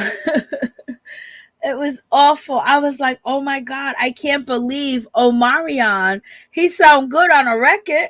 Why doesn't he sound good live? So, Omarion's basically saying that, you know, he was sabotaged out here in these streets. I'm trying to see what he said. Because I couldn't see. He goes, so Mario says to Omarion, after Marion does this interview, he says, this guy, man, how can someone sabotage your vocal cords, bro? Stop smoking, bro. That's it, fam. Some artists can do that. You're not one of them. I apologize to my team for these atrocious accusations. Listen, I did not have the best vocals that night, but I refuse to blame anyone. You had them watermelon seeds stuck in your windpipe. Leave Rico out of this. I'm like, what is going on? Like, this is crazy. So let me see if you guys can see what he says. I gotta open up the thing. Because I couldn't see it. The print was so tiny. I mean, so tiny I couldn't even see it. So this is what basically what Omarion says in response. Mario says in response to Omarion, basically saying, bro, like, you need to stop it. You need to stop smoking. You need to stop doing what you're doing. Because basically, how are you gonna say we sabotaged you? Mario was basically saying my vocals wasn't the best that night either, but you don't see me blaming anybody for that else, you know, anyways. And now he's saying that Omarion had watermelon seeds stuck in your windpipe. Leave Rico out of this. So basically, I can't believe what Omarion is saying that he was sabotaged. Do you think he was sabotaged, y'all? So this is coming from the Jasmine brand. I'm like, OMG. Like, so he ain't gonna let this go. This is just gonna be one of them situations where it's gonna live on forever, y'all, and forever, ever.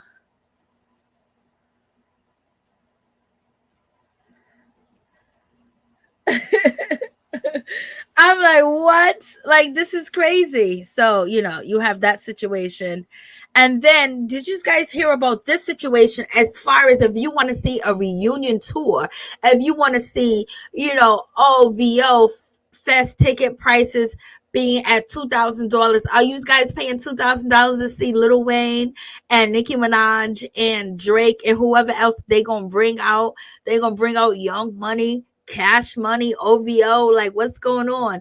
They're gonna bring out Nicki. You know what I'm saying? Are you gonna pay $2,000 to see them perform live in concert? Some people said that they will go homeless. They said this is a lifetime thing. Yes, it is, but $2,000 when we got inflation going on, when they're saying the inflation has never been this high since 1981. The last time inflation and prices has raised like this was 1981. We in 2000. It went from 9.1%. So that means that if the government doesn't get involved, it's going to be crazy with this inflation.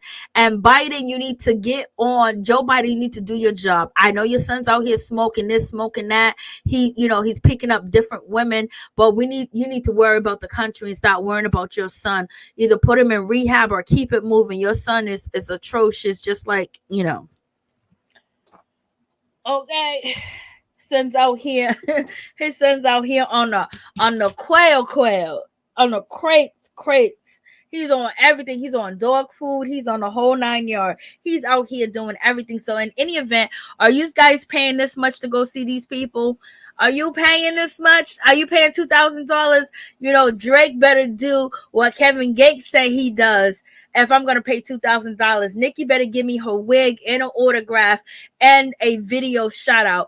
And Lil Wayne, he got to go back to the Wayne that wasn't strung out. He got to go back to the Wayne before he had the seizures for me to be paying $2,000. Y'all are wilding. You know, but for the people that got $2,000 to pay, you guys are ballers, shot callers, baby. You got that money. You are doing good in life where you can just trick off $2,000. $2,000?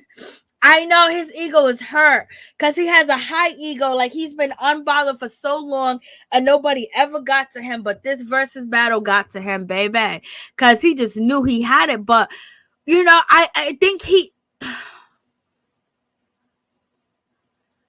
They don't even sound the same, Ice Princess. They don't even... Natasha's on, yes. I better be able to meet Jesus also for $2,000. Well, he said I better be able to meet Jesus and come back. You know what I mean? Because you don't want to be meeting Jesus up in heaven. So I want to meet Jesus and come back, baby. So y'all paying $2,000. I don't got $2,000 to pay. You know, 150 is a lot. You know, 150 I'll pay, and I might even pay 200. I might even pay 200, but that's as far as I can go. And I don't even know if I'm gonna pay 200. 150 sounds like a deal. I'm going down the old school prices, y'all. I wish I would. And so let's get to Loni Love. So Loni Love, basically, she's out here throwing shots at her old show, you know, The Real. Basically, she's taking shots at them and she's feeling a certain type of way because, you know, she is so humble and she is so thankful because her new job, the people at her new job, they done gave her a happy birthday. They had a surprise birthday party for her. They had some cake for her and everything. And she is just, she went online and she said, at my former job, I never got a birthday cake. I never got a surprise party. You know, but so basically she's calling out The Real, which Tamar did call out. And now she want to call him out, but she's so fake and fugazi and phony. You was kissing up, you was doing everything point blank period. You didn't have a problem with it. Now all of a sudden your new job give you a piece of cake. You all up here on Instagram throwing shade at your old job and your old cast members. Okay, but you wasn't throwing shade in front of their face, baby. You know, you was licking, you was kissing, and you was all in the mix with the situation. But in any event, I guess she feels free and her job is not in jeopardy. So now she's calling them out and saying the producers, the production, the cast members, all you stanking people over there at The Real, y'all mother suckers never gave me a surprise birthday party. She's out here wilding, y'all. And so she's feeling a certain type of way about that situation. And then someone posted that they did have a surprise birthday party for her, but it wasn't just only for her. It was for Tamara and Tamira and also Loni as well. So basically somebody posted this saying you did have a surprise birthday party, but it was mixed with two people. And then Loni Love was like, no, like I said, E was the only people to give me a surprise birthday party. She goes, like I said, 8 season boo, never got one. That was a combo. Oops. So, you know, she's talking mess. She basically said, I had a combo surprise birthday party. I didn't have my own surprise birthday party. I had to share it with another cast member. So basically she's out here throwing shade now. I guess she's feeling comfortable throwing shade. Come on, Loni, you got some more shade to throw. Where's she at again? She's at E! News. She's at the E! News network. Okay. Come on, Loni, throw some more shade. We here for it. And so we got Brandy. Brandy basically posted to Instagram to let us know that she's not happy with her brother Ray J getting a tattoo of her that look demonic and evil and look crazy and looks like there's something going on. I don't know if he's talking about, you know, you hitting somebody in a car, somebody losing their life, or lying about a baby. I don't know, or being pregnant or being married. I don't know what he's saying, but he got you out here looking like a demon, baby. And in any event, when it comes down to the situation, we know Brandy and Ray J had it going on and they was popping and they had the money like it wasn't nothing in Hollywood, in California, LA, out there with the rich doing the rich because, you know, Khloe and Kim Kardashian was working for Ray J and Brandy and their mother. So basically, you know, that tells you that Brandy and Ray J were it. They were the highlights, you know what I mean? But they're black. So they didn't reach the level as the Kardashian. And even Ray J slept with Kim and had a sex tape and she got more famous than he did. Okay. And then she claimed that she was under some type of spell, or she was under some type of influence, and basically try to make it seem like it wasn't consensual. So they be doing a whole lot, when come to find out that they stole like $100,000 from Brandy's boutique and their mother Norwood boutique. You know what I mean? So they was working for them. Okay. So that lets you know that Brandy and Ray J has always been on top for a long time. Okay. So hopefully Kodak does right. But in any event, moving on from that situation, we have Chris Rock's brother.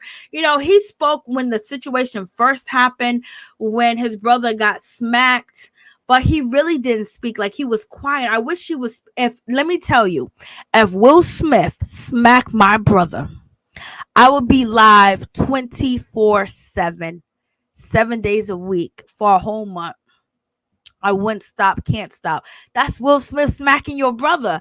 All these comedians and everybody else did so much off that situation and made so much money, and got even special Netflix deals, and even got stand-up comedy shows, and comedian shows got renewed. And you guys heard me calling for Chris Rock's brother, Tony Rock, come out. Tony Rock said a quick word, but he stayed quiet. I kept calling for Tony Rock. Where you at, Tony? And even the other brother came out. Y'all should have been capitalizing off of the situation, not everybody else, because y'all were blood. That's your brother. So if it hits a different way, that slap hit a different way for y'all, because that's your brother. But in any event, Tony Rock speaks again, and kind of too late, but he speaks. Let's check it out. Let me open this up.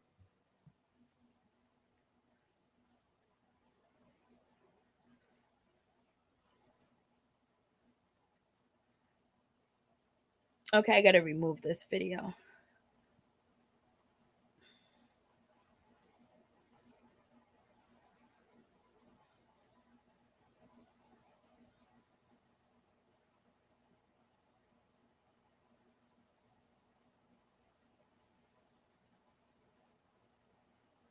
Situation. I was like, well, that could have been a situation. We had a discussion at the after party. Like, if I said a joke and you was like, yo, B, man, that was crazy, whatever, I know that you would say, yo, B, man, I wasn't feeling that, blah, blah, blah. Now, do you feel like he just was so embarrassed that he couldn't do that? Because the after party's 40 minutes later. No, he wasn't embarrassed. He was, everybody saw the footage, he laughed first. So that's not embarrassment. He was laughing. And then in the time they cut to my brother and cut back, he was already up walking. So maybe it was the Jada look. Right. But I think that slap was the accumulation of him being slapped on other levels. He said it himself. He always hated the soft moniker. He's soft. Jada and won't let Tupac die. It's always something about Tupac, and his daughter brought up Tupac. And I'm not bringing up family stuff that people don't know. As a married man to this woman, you're like, damn, is what I'm doing not enough? Can I live? And maybe my brother said some jokes before about them that he didn't like. I said before, that's what backstage is for. If there's anything you want to say to somebody, say it back here. Saw the situation.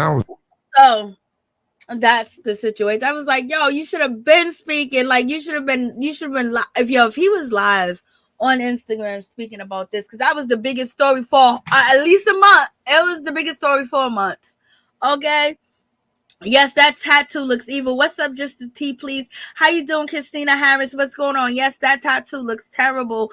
And I don't know what he's trying to say with that tattoo. It just looks evil. It doesn't look good. It doesn't look cute, And let's talk about Boosie. Boosie basically, gets, pulled over by the police. He's yelling, he's screaming, he's talking all types of reckless towards the police. He's in Atlanta and everything else like that. They got caught with some weed. The dude in the pink shirt, he took the weed and basically he got a citation, and Boosie actually and his people drove off. But he was doing a lot. And he said maybe the cop, being handcuffed is crazy, but Boosie, has a reputation. And he basically fought for his life to get out of prison. And if it wasn't for New Orleans came through for Boosie. New Orleans showed up at the courthouse. New Orleans was everywhere. They had Boosie in a bulletproof vest, bulletproof helmet. They were flying helicopters in because people's like, if you don't let Boosie go, it's gonna be a problem. Louisiana stood with this dude when they was trying to lock him up for life. So in any event, they let him go. He had good attorneys, but in any event, he's been saying that he's been harassed and things of that nature. But he is going off. He is wilding out. I advise you guys not to do this. You know what I mean? Because these cops are getting away with murder. So, I know he went off. He's Boosie. They could have still did him in and basically used his whole past history. They would use the media to, basically have a smear campaign. So when just make sure you don't gotta be a sucker. You don't gotta be you don't gotta be scary. You don't gotta, but basically mind your P's and Q's. You just recently saw the young man hit 100 times. Okay, they be out here doing target practicing.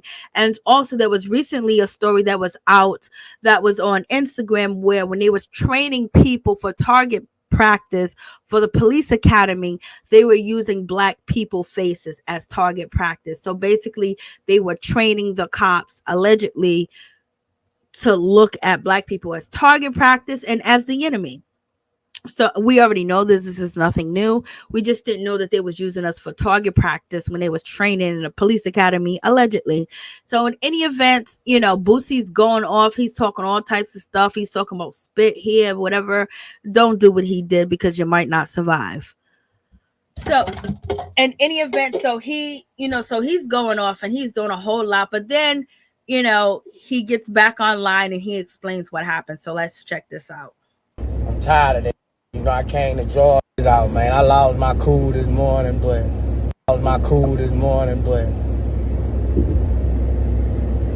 I've been being targeted, man. Every time I pull out, my car's getting pulled over. I'm getting pulled over. I'm tired of that. I came to Georgia to do right. I ain't I'm doing right. I ain't in no trouble. I don't fuck with nobody. I ain't in no beef out here. Most of the police respect me, especially in the city. But I'm being targeted, bro. I'm being targeted and harassed, and I ain't going for it. I came out here to get away from all that, and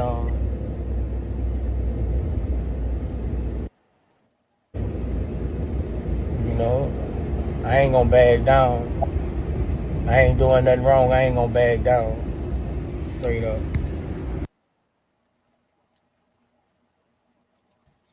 So that's your boy Boosie. Okay. So, So whole lot going on, y'all. For real. So I think that's it. I think we covered all the stories. And then Trump's first wife, she passed away. And she fell down the stairs, so it was blunt force trauma injuries because she fell down the stairs. So that's a whole situation. So maybe he needs to stop telling his business to Vlad. I feel sorry for him now. You already know how it be. You already heard the Atlanta DA says that there's 2 more federal case RICO cases coming out, but they're saying that they don't know if this is actually recently or if it's actually old when she does the interview. But she does an interview and with the news channel in Atlanta and basically says that there's 2 more indictments. I don't know how old it is because she could actually be talking about when they indicted YF and Lucci, and then boom, after that they got Gunna, and then they got the other dude. Let me see, where is that?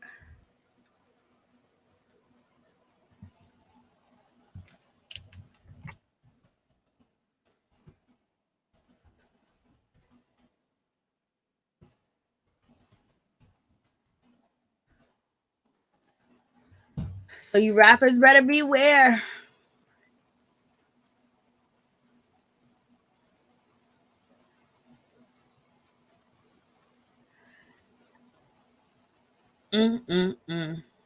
I got Young Thug and Gunna. And then Gunna allegedly trying to sneak stuff into the jailhouse. Like, yo, they wildin'. Money is about power. That's why you wanted to sneak that stuff in, because that's crazy. That's all the way crazy, all day, every day. So the phone lines are open if anybody want to call in and say anything about the stories. But the Atlanta DA, she says that there's 2 more RICO cases coming out, hitting the streets. And baby, a lot of people putting all type of people names on the list who they coming after. I'm not even going to say no names because I ain't going to wish that badness on anybody or anything like that. But there's a lot of lists going around like it's this person, it's that person. This is who's the next to be locked up. I ain't going to even put that karma, that energy out there in the streets. So in any event, it's crazy. So where is she at? She says it.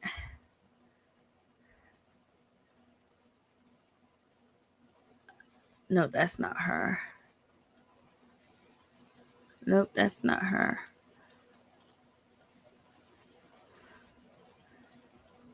And she's so much. She's, so basically she's going to put some cases out here. And what do you guys think about the situation when it comes to Orlando Brown? Do you guys think Orlando Brown is telling the truth about Bow? Is he telling the truth about Will Smith? Is he telling the truth about, Nick Cannon? And is he telling the truth about Raven Simone? Like, I recently did a video on it and I'm like, OMG. He's out here saying Bow Wow has that good. Like, what is going on? Is he doing this for shock value? Or is he actually telling the truth? When he was on Tasha K channel recently, he was basically giving you the rituals and the things that they do in Hollywood. But he was recently on Funny Marco's channel on YouTube. I think is Beat Break. And he basically said he don't watch 106 in part as Waxon's Bow's not there. Okay. What's up, Norris? Hey, Mary. Hey, what's up, fam? How you doing? Good. Just happy that my channel continue to grow, and I'm happy for you too. I'm happy for you too. You deserve it. You're a blessing. You're a sweet. You're a nice, wonderful guy. You can read down to the ground. And then on top of that, you deserve it. All the wonderful things that you do, all the wonderful things you have done. And I'm just so happy to see you spread your wings and get involved with everybody. And, just basically making a name for yourself. And you know what? I'm proud of you, brother. Thanks. Because I was just thinking on April 24th, I had only 89 subscribers, and now as of today, the 15th of July, I have 799. That's good. So I know, less than 3 months, I done got over 700 more subscribers. So that's good. I didn't think it would happen so fast. Oh, don't worry. It's gonna blow up. It's gonna keep blowing up because you're doing the right thing. Yeah, I'm gonna get on some of these people now. Okay, go ahead. like the Ricky Martin situation. I think that him and his family need professional help. It's very surprising. I never thought I would hear that about him. Me too. Yeah, I just feel like he could have any, man he wants in the world. Why would he resort to that? It's just weird. But it could be his childhood, how his upbringing. Could be childhood trauma or something. Because I didn't think I would hear that about him. But Kevin, let me see. Kodak Black looks a lot better with his haircut. Because the things he had on top. Because the things he had on the top of his head, he looked like the cows that sucked through his hair. Facts. Because that was terrible. Now, he looks better with his haircut. I hope he keeps it cut. And, little Boosie, to me, he looks parched. He needs to drink some water.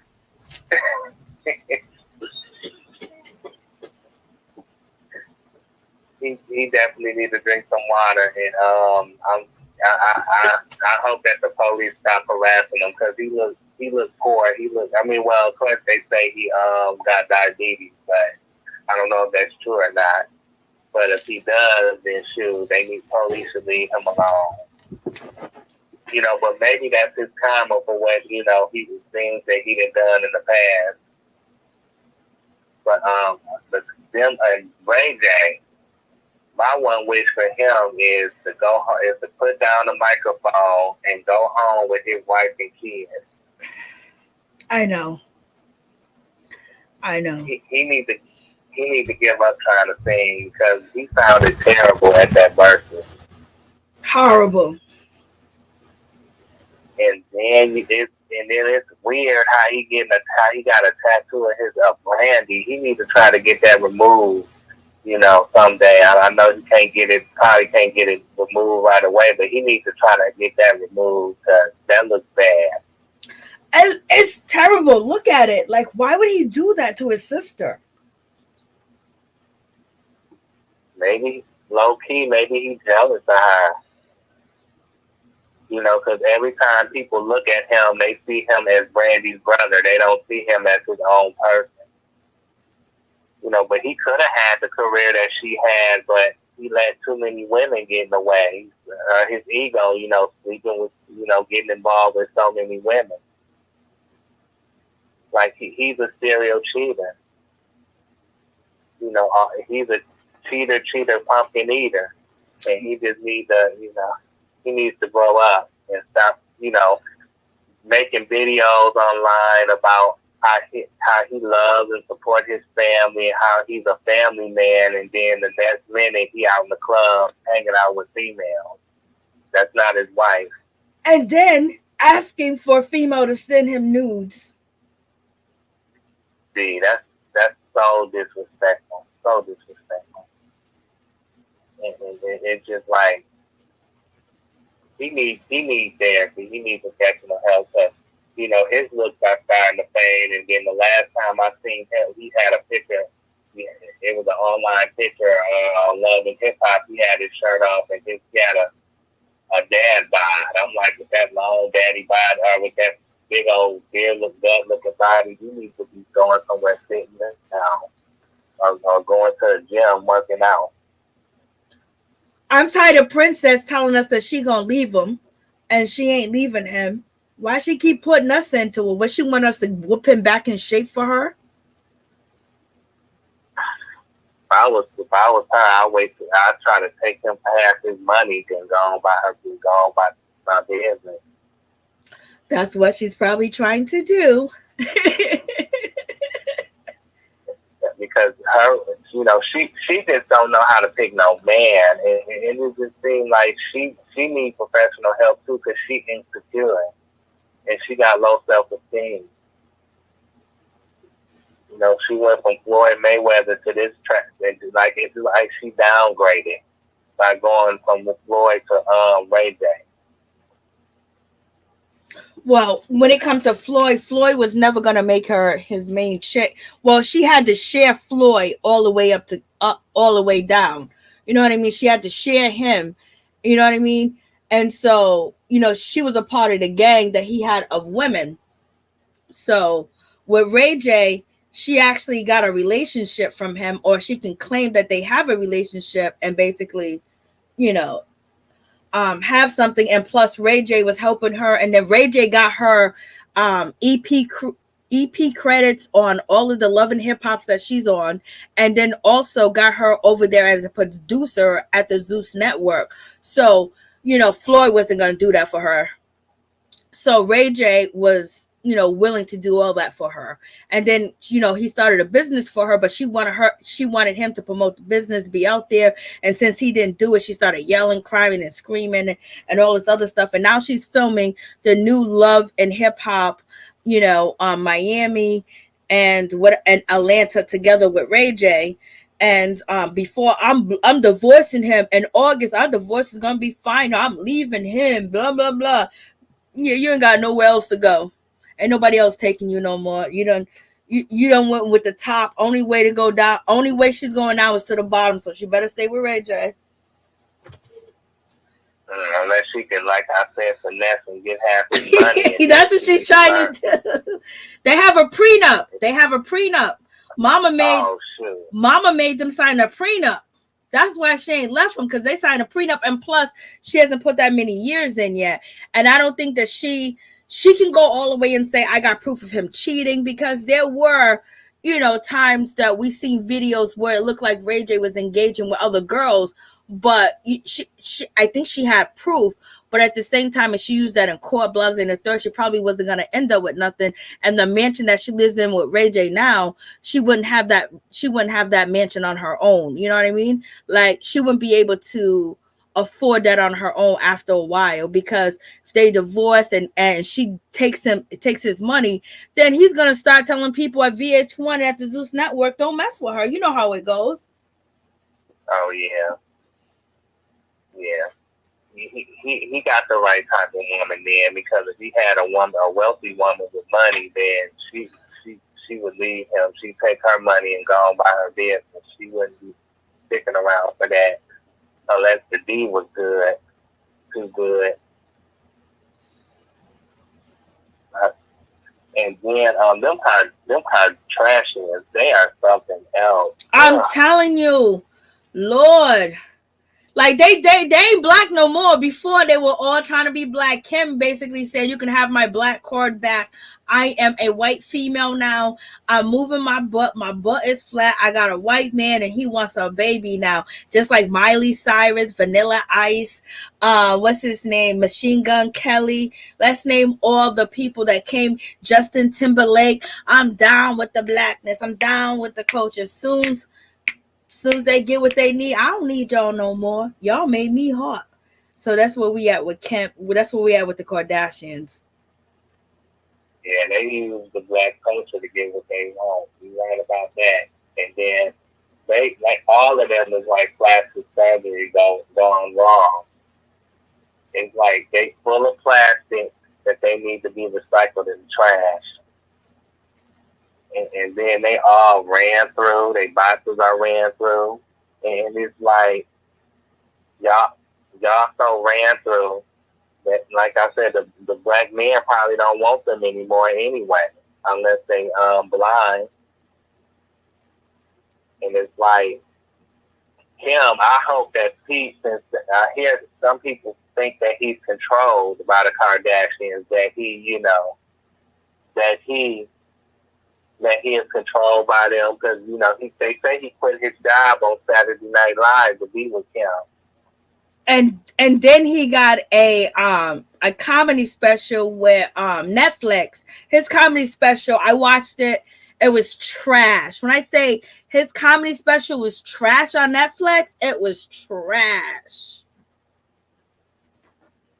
Yeah, but he looked like trash. He looked like SpongeBob on crack. That's what he looked like.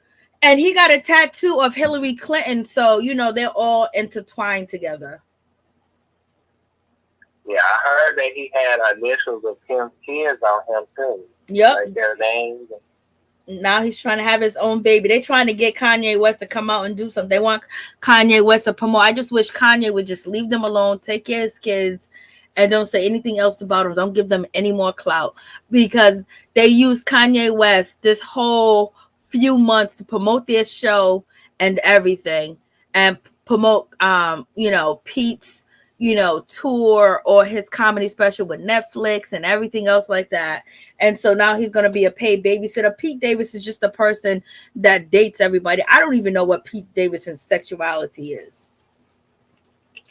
I know, and I can, and good that Ariana Grande got away from him when she did. But yeah, it's like, I hope that he played Kim Kardashian like the soybean burger chick that she is. Just play her, because she she's been playing these black men for years. Use her for what she got and take what she got and run as far as get all the money he can. Use her the way she's been using people. You think he's gonna have a baby with her? He wants a baby. Pete wants a baby with Kim. I don't know if he's trolling. to try to get a reaction out of Kanye West, because Kanye's been quiet, he's been minding his business and everything else like that. So you think Kim's gonna have a baby by Pete? I wouldn't be surprised, but if I was him, that wouldn't be a bad idea because he could secure a bag because she got more money than he do. Exactly. Not only for that baby, but for him too. Like I said, take all the money you can get and run and get custody of your baby. And he forever, he will forever be popular if he has a baby with Kim.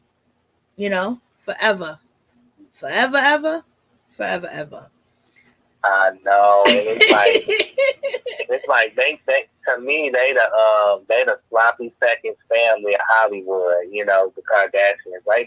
They like dead bugs who need to be disposed in every trash can in LA.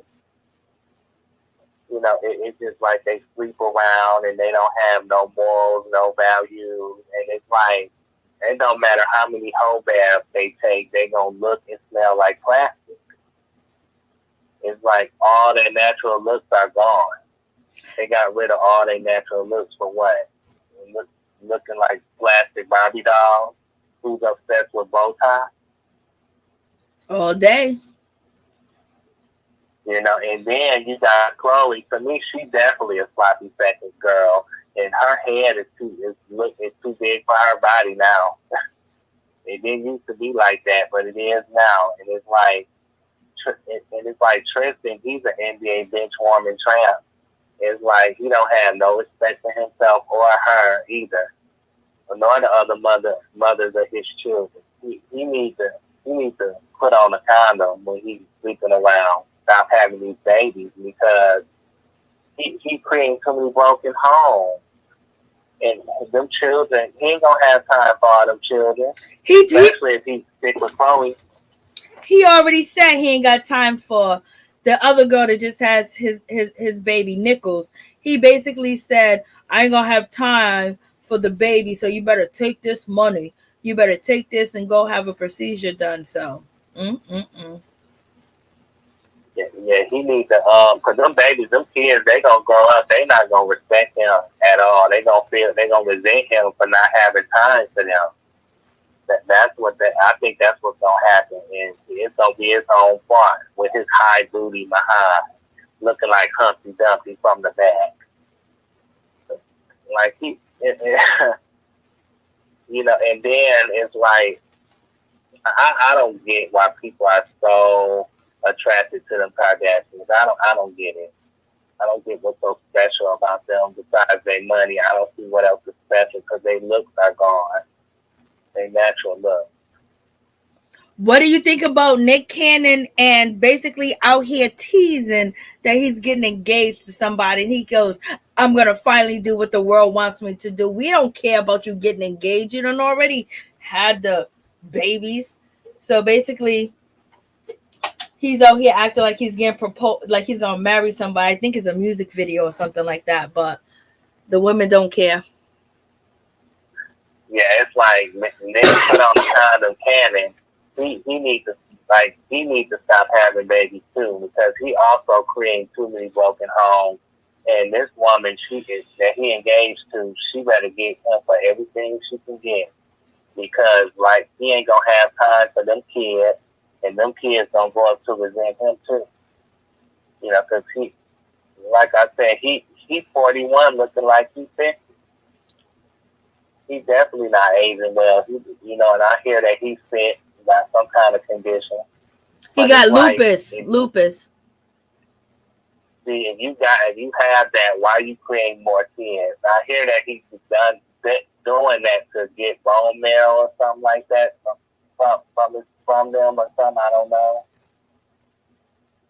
I don't know if that's true, but he needs to stop having kids definitely because he might not be here long enough to be for them kids. He might not be there. Be living long enough. So he definitely needs to take a chill pill and relax. He probably can't afford to take care of all them kids. So far, right now, he can't. Well, that money's gonna dwindle down because it's almost all together. If they would have put him on child support, it'd be $2 million back to back, over and over and over for child support. But that's what he would get. That's what he would have to pay. But Mariah, I don't think she needs child support from him. But he was out here proclaiming that I would never get married again, only to Mariah. Only to Mariah. We can have it back the way it was. I want to get married to her again. Why would Mariah want your washed up, used butt? And you got all these kids straggling along. Why would Mariah want you back? You probably had a chance, but not with all these kids and all these baby mamas. And then on top of that, the baby mamas can't call him, be like, hey baby, could you come through? Hey baby, could you bring me some hot sauce? I love to call a dude like, yo, listen, I'm out of hot sauce. Bring the hot sauce through. You can't even call him and do that because you got to make an appointment and his assistant will let him know and he can respond whenever he wants to respond. What kind of mess is that? He needs professional help. I know. He got problems because a lot of these men, other than Future, they and Tristan, and they wouldn't be out here if they had a health condition. They wouldn't be out here doing this type of stuff, like seriously, because I would hope that they would have enough time and sense to know that they might not be around for all these children. And then, how are you gonna lose Mariah Carey? It's like, how did you lose that? Out of all the women in the world, if you would have stayed with her, you could have had all your children with her. You know what I mean? Right? You was popping. But hold on, check this out. I'm about to put this video. I forgot totally about this video. I'm gonna add it to the screen. It's Future's son with Sierra's husband, teaching them how to play football. Lord. Right.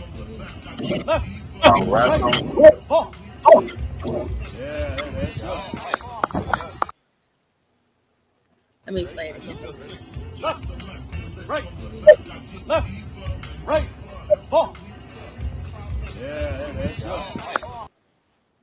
So that's cool. Right? So you got Russell Williams, his 8-year-old son, which is Future's father. Basically, he's teaching him how to play football, and he's actually playing with an NFL football. And basically, he puts his trophy and he says, "Future is bright." You know what I mean? So basically, Russell Williams took in Future's son and made that his son. Point blank period, making him a better man. We got all these podcasts and these dudes talk about, oh, Future is this, Future is this. Future ain't shit. Future, why they're single homes is because of a man like Future. And then also you got Future out here lying that he's on all these types of narcotics, but he's not. But he's promoting that to the children. Future got good music. I used to like Future a long time ago. But the way that I see how he uses women, we don't see Nick Cannon using women like that, but it got to be the same type of mindset of using these women. And why are these women so open to just being used? Like, go get a job. Yeah, exactly. It's like Sierra made the best decision ever by marrying Russell, because Russell is the type of man that Future wish he was. Amen. And Future is the bottom of the barrel. Amen.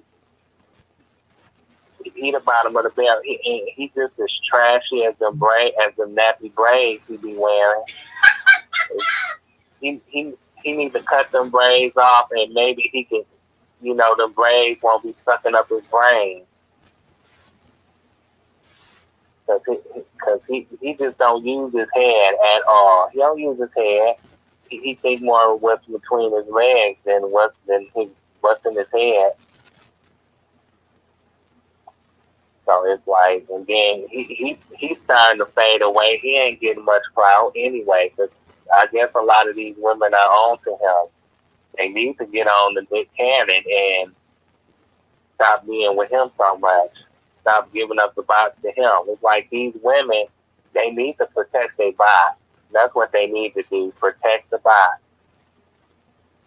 For real, because they acting like loose pussies. That's what they acting like when it comes to these men. Facts. And these men only using them for the box. Or whatever they can get out of them. Yeah, and it's like I thought about Amber Rose, how she got that front walk or whatever. I'm thinking she should change that because that don't sound good. That's degrading. I think it just don't sound right. It's not uplifting. She should change that to protect your body. Protect your body walk. And don't give it to anybody that's gonna use you and abuse you and cheat on you and dog you out like she's been cheated on, abused, and dogged out by that man that she just had a baby with, that done been out here in these streets with everybody, and she ran back to him talking about no confidence, no self-esteem. This man said he was like, I was gonna cheat, I'm gonna continue to cheat on her. You know, she take him back over and over. He broke your heart. Did you win and did you dirty? And she didn't even, it's not like she separated from him for a month. She separated from him for like 2 weeks. Like, these girls don't even give these men time to miss them. I know, and she's done with, like Christine Harris say, that tattoo on her forehead. It's just, why would you get a tattoo on your face? Like, girl, you messed your face up with that tattoo. You was a pretty woman. She's not ugly. She's just an insecure woman. Like you say, insecure and has low self-esteem. Mm-hmm. But out here acting like it. Insecure, got low self-esteem, but gonna tell other women to be hoes. When she's upset with the hoes that are sleeping with her man. So basically, you need to tell them to stop being hoes. Like, what's going on? Like, come on. Yeah, uplift them because they don't want to be like Khloe. If they don't protect their bosses, then they could be stuck with a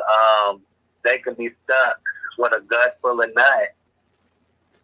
For real, that they don't want. They want the babies because once you have a baby by Tristan, no matter what this girl does, anytime she go live, anytime that she wants to be a part of social media, she's going to be connected to Tristan and Khloe. So therefore, she always have an avenue to sell stuff or promote stuff or talk about them a little bit and then promote her son, promote her, whatever. So, you know, that's her avenue. Just like when it comes to the baby, his avenue was getting that girl pregnant. That's a rapper or whatever her name. I forgot her name, but her, Danny Lay, like, she's a terrible rapper, and you know, only people support her is just people, you know, that are in the same boat that she's in. So, oh my goodness. Okay, go ahead. So they have these babies because these babies make money. Not only does the baby make money, you know, from child support, but they make money out of promoting them on social media, and it builds up these girls' Instagrams, YouTube, Snapchat, Twitter, and TikTok accounts, especially when they post the baby. Oh, that's a little bit. Oh, that's the baby. Oh, that's such and such baby. Oh, you know what I mean? Yeah, it's like, speaking of her, Danny Lay, that song that she came out with, Yellowbone, to me, that's the most prejudiced song that I ever heard that sample is the most prejudiced song that I ever heard in my life. It's so prejudiced. And it's good that she got backlash for that, because why would you even put out a song like that? Like, seriously, it sounds like trash, just like her body. It sounds so stupid. And then that Yellowbone, he only wanted that Yellowbone for 15 minutes, because when it came to that apartment or that complex or whatever he was living in Charlotte, he kicked her to the curb like it ain't nobody's business. You know, as soon as she had the baby. So it's like, that's all he wanted you for was the baby, probably. Mm-hmm. He didn't want you like that. And then, you know, she they said that she got a new song out. She does. I don't know what it's called. It's called Trash. It's called Hot Garbage.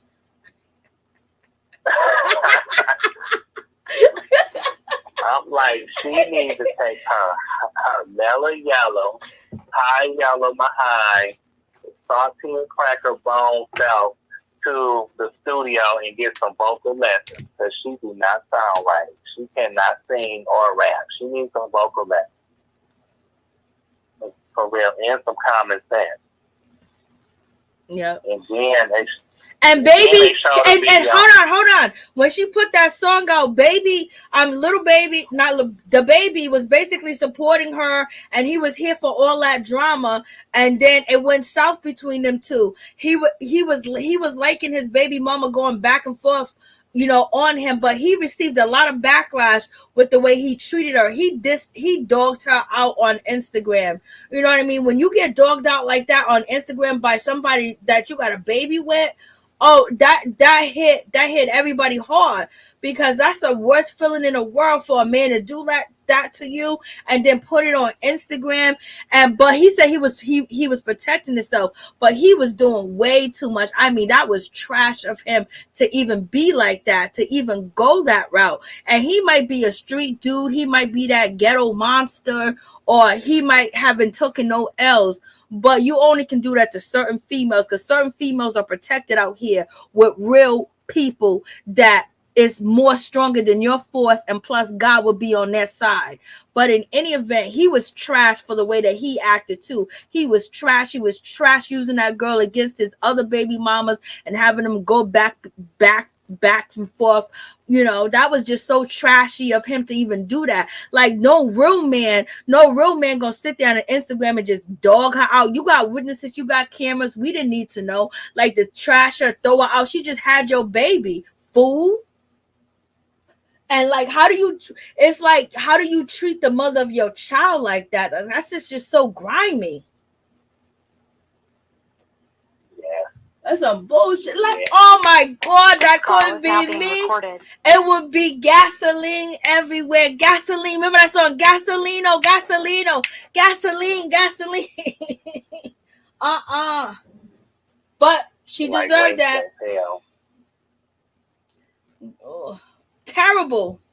And then would you say her new music? Oh my God. Like you said, she needs to go practice. Get back in the studio. Like her, I'm not messing with her because of that particular song. And I'm not messing with Doja Cat because of what she said about black people. I'm not messing with them. They can keep going. Doja Cat out here harassing 17-year-olds, basically trying to get hooked up. I ain't messing with them too. Once you show me your card, I'm good. I'm good. Yeah. And speaking of her, to me, she's every white man's comrade. That's what I think about her. Because, because I don't think too much of her either. But, yeah, the baby, I'm going to call him look at the name. A real man wouldn't call himself no baby. He would go by a different rap name. But, yeah, he's a joke. He's the idiot. He's the moron. He don't even have a number one hit. So I don't know how he's gonna manage. Like, he don't have a number one hit. He can't. How is he gonna manage an artist when he can't even manage his own career? That's why. What's his name? Said you signed to a dude that signed to another dude that signed to another dude. This is what happens. And then you see these artists get on Instagram now, talk about, I was signed to this artist. Don't be signed to an artist that still want to be in the streets, blase and the third, and on all this other stuff. Pusha T said that about Drake, because Drake is signed to Baby, Wayne, and Homeboy from Houston, Texas. You can't do that.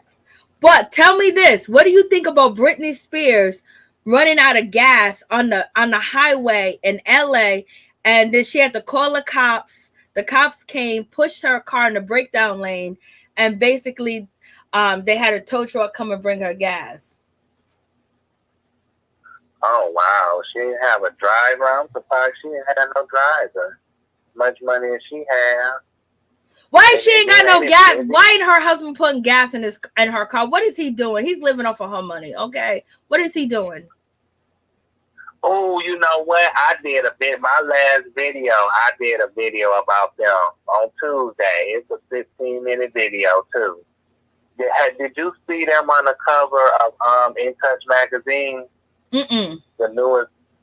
Yeah, I did a video just on that. I read the article from that magazine, too, about them. It says that some about them it had a question mark about them getting a divorce or divorcing already after 39 days of marriage. So I read that article on my video. Yep, I just did a video about them.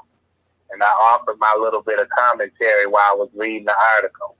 Okay, that sounds good. So you guys, make sure you guys check that out. What do you think about Kevin Gates sleeping with his cousin and saying he'll do it again? Kevin Gates, what was he got down with a relative too? Yep.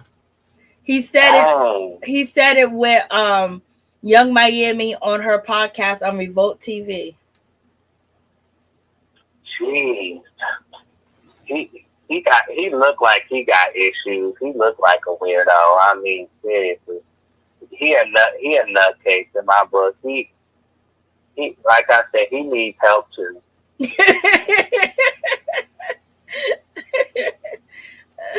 These people, why would you do that with your relatives? Out of this many people in the world, he said it was his third cousin too. He said at first he didn't know, but it was his third cousin. He goes, "Oh, she was removed from me. She was my third cousin." You know how close the third cousin is? She can give you blood. Yeah, how gross. These people, I mean, I could just look at him now, and I'm looking at him now on the screen. It's just like, yeah, you got teardrop tattoos on your face. You look sad. You look sad as that tattoo. You look sad as the tears on your face. You do. You look sad. And his wife left him, Draca. She left him for a woman. He wasn't doing it right, obviously. He was out there explaining how freaky deaky he is to Young Miami, and the way that he was talking to Young Miami, it was almost like he was trying to get himself into Puffy's bedroom, in my opinion. Yeah, Diddy, Sean Honeycombs is a lot of things, but I don't think he would get down with Kevin. Look at Ice Princess. Why are they pushing all this, debauchery on us? I mean, it was just so disgusting. It was so nasty. Like, don't you got something else to share? And then Young Miami was like, oh, yeah, yeah. Oh. Like she already doing that. Like, Puffy done turned her out, in my opinion. He done turned her out. Mm-hmm. And I'm like, he needs to watch himself, because one day what he gonna do, he gonna do that. Puffy gonna get involved with the wrong woman, and I'm telling you, she gonna set him to the point where he have a heart attack for real dealing with these women. Because there's only so far you can push a woman. Because like I said, a lot of these women, that girl is too young for him, and she immature, and she got 2 kids by 2 different men. And and I know he's it's one of them things, like, if you've been in that position where you didn't really like a person, but you heard about them, and then you get into a relationship with them, and they give you everything you could possibly dream of, and they can make everything go away for you. I'm telling you, you're gonna fall in love with them, because I've been in that situation where someone had everything, anything, any problem. If I had a court situation, any problem in life I had, they were able to solve that problem easily because they had all the connections and all the money. And when someone comes into your life like that, you don't see none of the other stuff. But he was nothing like Puffy. Like, he don't be doing that stuff that Puffy. But Puffy has just about everybody that worked with Puffy has complained about not getting paid. Only one person hasn't complained, and that's French Montana. French Montana is the only artist of Puffy that's never complained about his money. Everybody else complained about, from Shine to Let's Make a Band to Danny the King to, who else? 112. Why Mary J. Blige ain't with him no more. Jodeci, Little Kim, Faith Evans. They all left because they was getting played. And then you got Making a Band people talking about how Puffy took from them. You have Mace. Mace did like 5 hours, 4 months ago on all the things that Puffy did to him. You had Styles P. You had, that whole, you had them coming out to get their masters from him. Craig Mack ran to another cult to get away from Puffy. You know what I mean? Biggie Smalls' mother, Biggie Smalls' daughter, you know, basically talked about that they don't see any money from Puff. You know what I mean? And so, you know, Miami, she's young, and the doors that he's opening up for her are huge doors that wouldn't open up for her, that she has opened up for her. So as long as she keeps her mind, as long as she don't go crazy, as long as she don't, you know, I don't know, she has some protection on her, she should be fine if she knows, if she's being guided at the same time. But at the same time, these contracts that she's signing with Revolt TV, I know she's getting the short end of the stick, because no one ever wins when they sign with Puffy, allegedly. Yeah, that you know, French Montana, I heard he wasn't, he ain't nothing. He ain't nobody special either. And you know, he probably, you know, I heard that Diddy allegedly have gotten down with men too. That's been a talk since Superhead, you know, and Exhibit and Superhead did a video, and Exhibit was talking about, you know, some situations with Puffy that he went with Superhead with, and they seen some things, and Exhibit was like, I'm out. And then you had, what's his name, Fabulous, the Mr. Abuser guy, allegedly, you know, basically was on Drink Champs, and Puffy was like, when you gonna party with me, Fabulous? When you gonna party with me, he was like, I am partying with you, I have party with you. He goes, no, party with me like that. You know what I mean? And everybody looked uncomfortable on Drink Champs. Okay, everybody looked uncomfortable. But like I said, like you know, Rashida Lieber said, there's nothing wrong with being bisexual, but be honest about it. Yeah, I mean, it seems like he want to keep that a secret. He don't want to come out. I mean, he got all the money. He's close to a billionaire. Yep. So it's like, come out, people will respect you. Like Christina Harris said, he took them to, yeah, he did take them to that club. Yep. And then I just recently seen Superhead out here whiling. Superhead was out here talking crazy about black women. Like, girl, come on. Like I got your book. Like, there's no way that I would experience the things that you experienced, and you had nothing to show for it. Okay, girl. Like, come on. Like, she's a mess. Superhead is trying to diss black women. Girl, you already been dismissed. But she started that legacy of telling and doing anything and exposing. That's when they had what did they used to have this site called, what was this site called? It was a site called One Night Stand. It was a site called like Jump Offs. It was a site called Intimate, like it was something like Intimate Relationship with Stars, or One Night Stands with, you know, stars and things of that nature. And you know, she was in the mix of that. And yes, she started it off, baby. She didn't start it off, but she made it popular. She was like, I just wanted to be on Oprah. So she got on Oprah talking about how many, you know, what. I wonder if Oprah got any of Superhead. And when is Oprah going to come out and tell us that she's a part of the LGBTQIA community? When is MC Lyte going to come out and tell us that they are part of the LGBTQIA community? When are they going to come out? They probably gonna take them people to the grave. They probably take somebody to blackmail them and got something good on them for them to come out and tell the truth to get ahead of the story. But yeah, that woman, Corinne Stephens, I think she changed her name to Elizabeth or something like that. She called herself changing her name. Corinne Stephens. The Superhead. Yeah, I'm trying to see if she changed her name. I'm looking it up right now. Yeah, because I think she did an interview with a lady talking about changing her name to Elizabeth or something like that. Yeah, that's what the last time I heard about her, if she was changing her name. I guess to change her image or something. Once she started talking about Jay-Z, it was over. Yep, you're right. She changed her name to Elizabeth.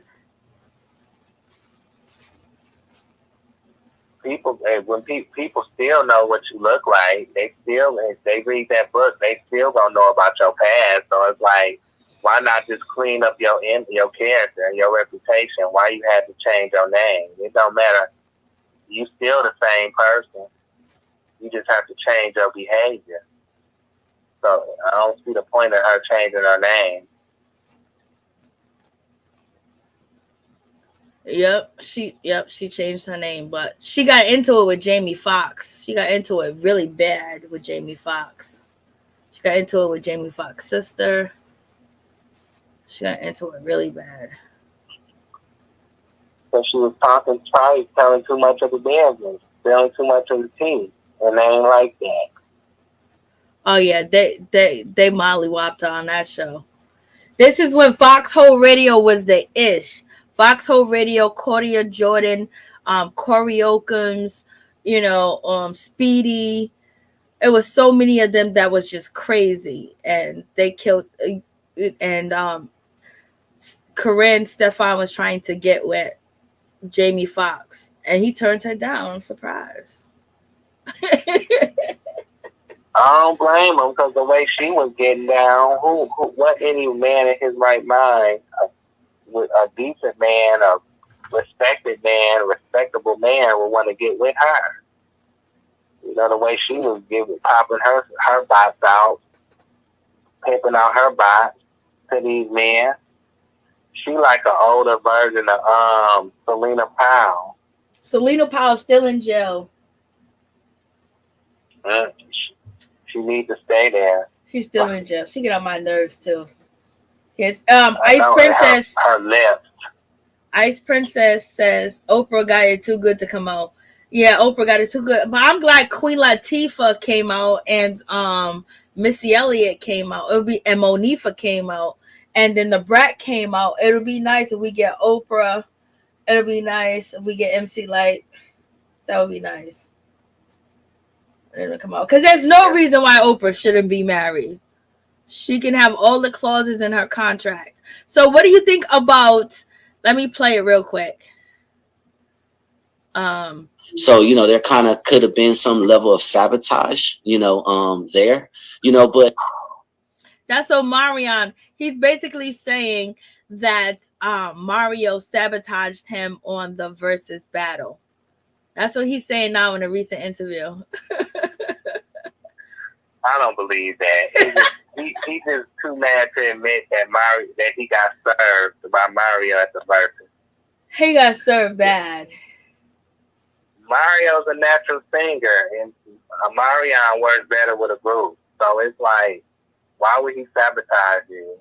He no need for him to do that. He focusing on his music and his vocals. He ain't got time to do no mess like that. So I don't believe that. Me either. Oh, Mario already came out and said that that's a lie, and he apologized to the DJs and the people that was controlling the music, because that's wrong for him to say that. Like, basically saying that he was sabotaged. You sound like trash. You sound like hot garbage. What you need to do is get on Instagram Live and start singing to the people, okay?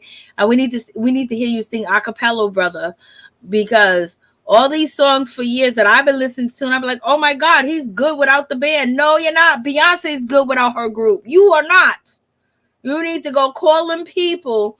You need to call your brothers and link back up, okay? I know your brothers did wrong to you. I know you did wrong to your brothers, but y'all need to make up and get back on that stage and do what it is supposed to be done. Yeah, after that documentary, we might see that he's supposed to put out. I think he's supposed to be putting out a documentary about what happened on this past tour that he was with them in 2019 or something like that. After that, I don't know if there's any coming back from that. Depends on what we see. But yeah, I want to know what the three band members, the J Bug, Raz No Dazzle, and Fizzle Pop, I want them to serve us an album without a Marion, and I want to see how they sound. Oh, I know. Who was it? J Bug said that you know, there was some songs that he was supposed to see lead to, but people were saying, oh no, you can't sing lead. And he wasn't really comfortable in his voice. But he said after he heard Omarion, you know, he should have been comfortable in his voice because he can actually sing better than Omarion. That's what he said. And he probably does. And that group, I love B2K. And I was an adult when B2K, you know, music was hitting and knocking and everything. But I always wanted them to stay as a group because they was like the last biggest group that was out here. And the way that they separated was just like God awful. And I think a lot of them have gotten over a lot of things that they have went through, and they just want to make that bag. But Omarion has been stopping them from making that bag because, you know, Fizz slept with April, and then, you know, Omarion's other girlfriend, you know, somebody slept with or whatever. So Omarion's packing all the way to the top, but it seems like the women like to dip with his band members, you know. And Omarion's sexy. And Omarion even got, you know, what do you call it? You know, when he got circumcised for April, you know, and she still left him. But April, she was for the streets in the beginning. But looking at Omarion now and the way that he's trying to prove this and how he's trying to say everybody else is wrong, his vocals is okay, he was sabotaged, people are hating because they're jealous and all this other stuff, it makes you think that, you know, he was an asshole to her. And that's why she went with Fizz. And right now, you know, she's with that top actor, you know. So, you know, we all dogged, well, at least I did. I dogged out April, like, April, you messed up, blah, blah, blah. But seeing all this, you know, sometimes the truth come to light. And the way that he's acting, the way he can't take it, I can only imagine having an argument with him where he thinks he's right and he's not right, but he's going to basically try to convince you that you are wrong and you don't know what you're talking about. He can't see no other way but his way. So now I'm kind of seeing why April Jones, you know, was for the streets and why she was fighting him so much on Love and Hip Hop, you know, because he was probably really trying to dim her light like he was all this and all that. And she probably heard his vocals and knew he couldn't sing either. Lord. Yeah. And speaking of the street, Fizz was part of the street. You know, since she for the streets, Fizz was in the streets waiting for her. I know. Like, how can you go from Omarion? How can you downgrade from him to sleep and be with the background mediocre rapper? You know, how can you go from the star, the lead singer, to the mediocre rapper? That's downgrading. You know, so. But, yeah, April Jones, she, like you say, she's a pass around. She definitely fumbled the bag with Dr. Dre. I know. You know, she ain't had no business with him in the first place, but she could have been what Carisha, you know, well, Carisha probably not, like you said, she probably not going to win in the end when it comes to Diddy anyway. She's winning because I think she's going to win because P. Diddy's open her and exposing her to so many different audience. That's number one. And I think he's going to try to make her a crossover, you know, iconic. And that's possible, but she just has to put up with everything that he wants. She has to stroke his ego. She's going to have to watch him do whatever he does, whatever he tells her to do. He's going to get her there. You know, sometimes like you pull yourself up from the bootstring, and sometimes when you black, you can't get there. You know what I mean? No matter what, you know, there's a miracle that happens and blah, blah, blah. If somebody don't steal it and take it from you and claim it's theirs, you know, that's bigger, more powerful to you. So she has that protection. As long as she keep that man happy, as long as she acts like she's happy and content with him, he's going to take her to the skies, because this is his new This is his new it girl. Like, you know, he had, remember Dawn from Danny the Kane? She was running around. She changed her nose. She changed her cheeks. She changed everything to be with Diddy. Then he just dumped her. We haven't seen her since. I know. It's like, she's a beautiful girl, you know, talented girl. I think she was the most talented out of Danny Kane, and he just messed her up. He totally messed her up. I wish I could talk to Dawn, but Dawn can't say nothing. I think Dawn should speak. I don't know if she's gonna get another shot. You know what I mean? Like, you know, sometimes these shots, you don't get them all the time. And Dawn from Danny the Kane, you know, she was on the Breakfast Club, and she was talking about how good P. Diddy was. Her and P. Diddy had the song. She changed all. She looked totally different, and she was so happy. She was like 90 pounds at one point in time, and then all of a sudden he just dropped her. And then we haven't heard from P. Diddy for a while, and then he worked with French Montana. Then boom, now he's with Young Miami. Miami, his new it thing. So he's sucking from her as she's sucking from him, and it's just spirits at this point. But Young Miami, she is from Florida, so her people might know what to do. Yeah, that's good. That is, and April Jones, you know, Tay Ben, he might be going through a midlife crisis or something like that. He ain't the same Tay Ben that was from the 90s. And also, you know, so that's probably why he with April Jones. Maybe she's trying to make him feel good, feel better about himself, boost up his confidence. Because it's like, why he messing around with her? Because she's young and she's beautiful, and she probably gonna hold his secrets. He probably can be open with her, and plus they're making mad money off of Instagram. They're making mad money off of TikTok, and then he's doing interviews and they're asking him about April Jones. So I don't know what his sexual orientation is or whatever the case may be, but they're doing good. This is the best relationship or friendship that's publicly April been in, that doesn't seem abusive, that doesn't seem like she's strung out or whatever. I don't know if they're doing any of that, but they seem to be very coherent. They seem to be very clear-minded. I think they're doing a lot for each other at this time, because she's making him hot and he's making her hot too, because he's a legend in the streets. And then she got her name out here because she messed with top dudes. She was with Dr. Dre. She fumbled that bag, but probably good, because she would be all bruised up. You know, she did it. She would have black eyes some days, you know? Yeah.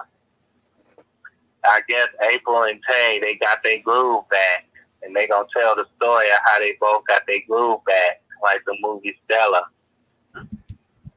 They're handling business, but who knows where it's gonna lead to. But in any event, this is somebody she's making money with. A lot of these dudes didn't want to make money with her like that. She was on a reality TV show with Omarion.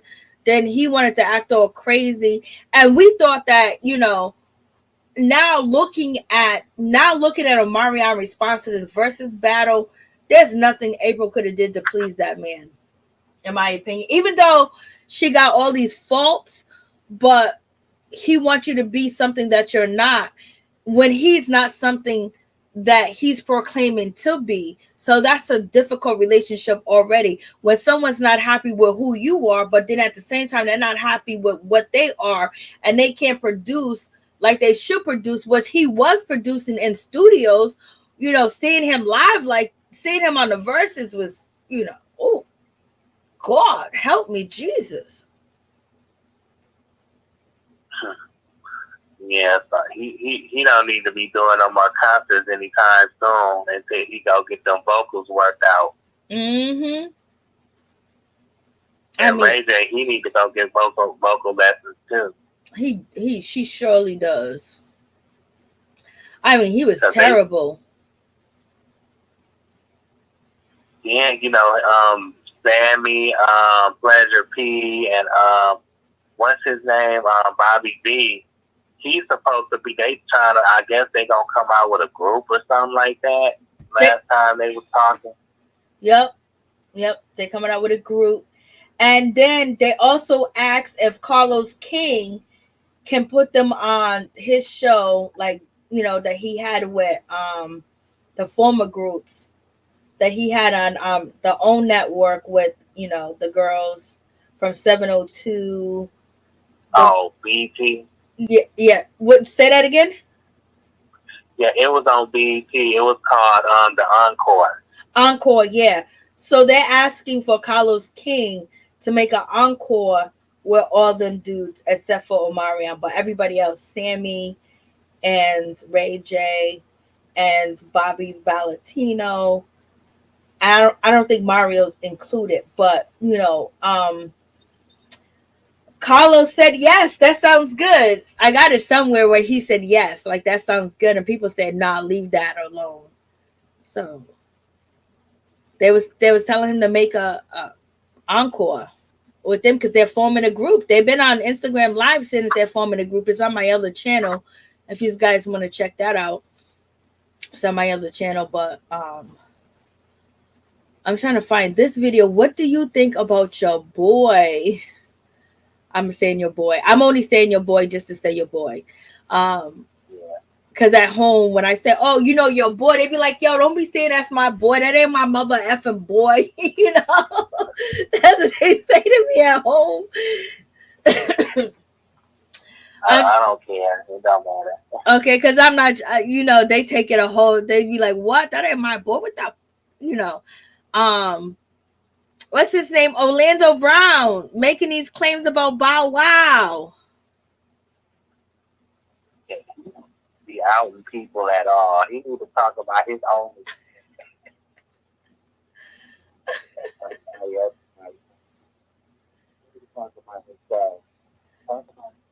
Orlando Brown, like this is crazy. Orlando Brown calling out Bow Wow, Bow Weezy. Like, Lord have mercy. Calling out Bow Weezy, basically saying Bow Weezy, Bow Wow got that good. I was like, OMG. And when it comes to Orlando Brown, he's calling out so many different people, and he's calling out so many different, people that's crazy. I know they better hope that they don't get mad and try to shut him up. Like they did to a lot of. He talking too much. Didn't they do that to a lot of the ones that were speaking on what's his name? Tom. What is his name?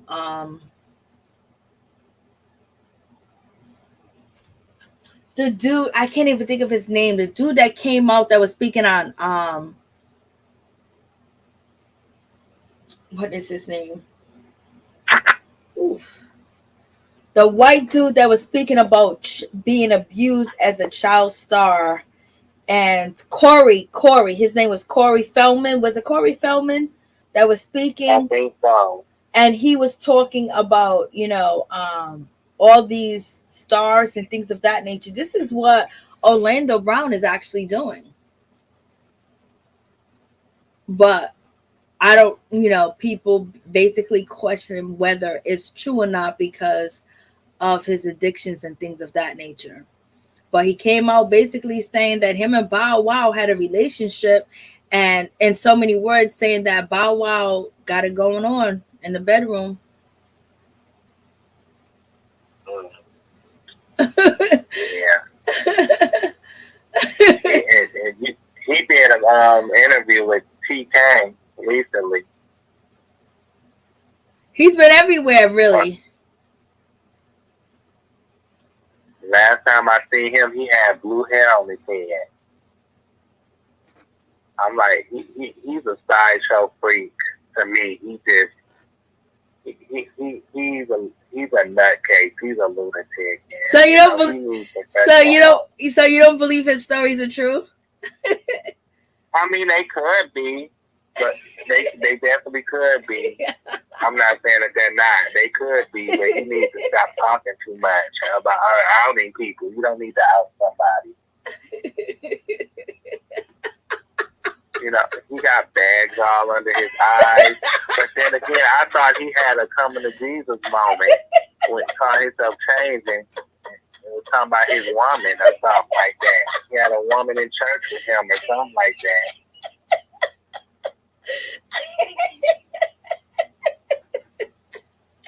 Lord, I can't with you, Tony. I'm about to have my head is about to bust open. Because, you know, a lot of people believe what Orlando Brown is saying. They believe everything about Will Smith. They believe everything about what he said about Nick Cannon, because Nick Cannon, you know, the dressing, because Nick Cannon's, what Kel Mitchell, basically ex-wife, said that she came home one night and Nick Cannon was dressed in a cheerleading outfit doing cheers in a whole full costume because Kel Mitchell cheated on her and she felt a certain type of way. Then you have Orlando Brown basically saying Nick Cannon gave him dome. And then after that situation, you know, Orlando Brown basically said that Will Smith and him were, you know, involved, but he was too old to basically he was too young to give consent. And he said that Will Smith was violent. And then we have Will Smith smacking Chris Rock.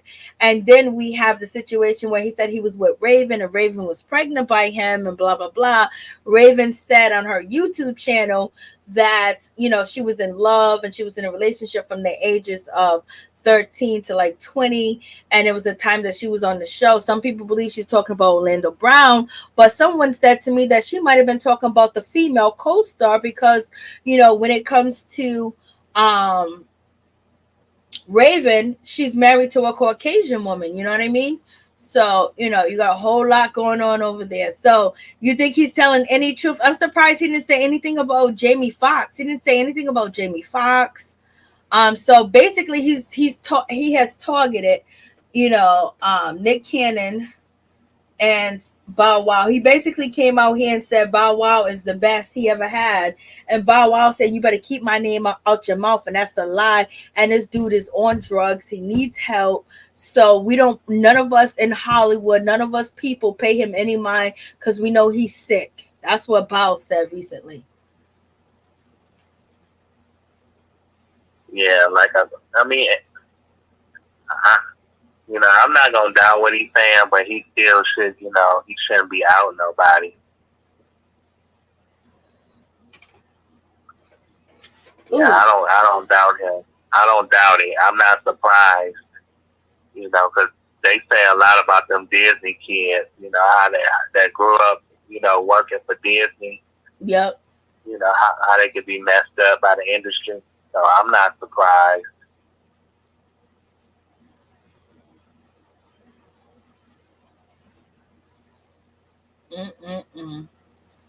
This is a whole mess. Orlando Brown came out here and set the internet on fire when he started talking about this whole situation. I was like, Lord, help me, Jesus. So yes, that's basically it. And, you know, that's unless anything else you want to add to the situation, Tony? No, I like the video. Okay, I appreciate that. And you guys, please go check out Norris Tony YouTube channel on YouTube. Let me see if I can. Somebody asked me for the link. Just a T, please ask me for your link so she can sign up to your channel.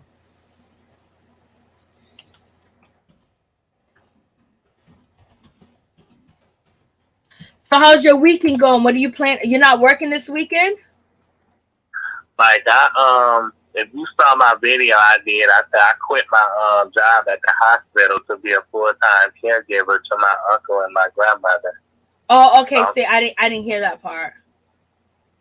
Yeah, it's called "I Quit My Job." That video, but yeah, I did it maybe like about over a month ago. But yeah, I'm a full-time caregiver now. So Social Security is paying you and things of that nature? No, it's an agency called Better at Home Care. Okay. Yeah, that's paying me. It's a home care agency that's paying me to be that's paying me for caring for them. Okay, here's his link. Tony, you're doing good. Your channel's good. You're doing good, boy. Oh, I'm liking this. You're doing, oh my God, look at Tony. Like, people don't know how far we go back, right? No, they don't. They don't know. I But ain't had that many subscribers at all. yes. Look at you. He's doing good. LaPrice is there. You know, you got Jane B there. You have, what's her name? She's there too. Like, they're supporting you. For real. That's so good. I'm so happy. I'm still subscribed to your channel. I'll show you right now. Let me see. Yeah, because I know you used to share my videos. I know. Let me see. See, there you go, right there. See, I'm subscribed. Did I hit the bell? Let me hit the bell. Oh, yeah, I got it all. It's all. So there you go. No, you don't know. The numbers that you're doing right now and about a month or two, it's going to triple. That's how it always goes. You just keep staying consistent. And plus, when you go onto huge platforms, you know, and if they shot your channel out, they shot you out, that's even better. You know, Storm and Rose good, Tasha K's good. All the people that you're involved with, you know, they're huge and they seen your face. So that's a lot of your, you know, support is coming from there. But I do see people from Peep Squad on your channel commenting.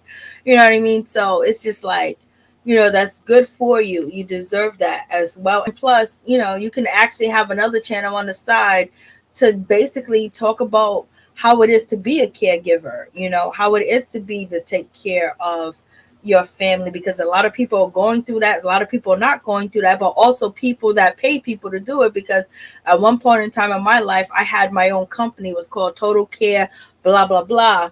And, you know, people would contract me. They still try to call me and contract me to work with family members. And they, so if the money's good, I'll come through.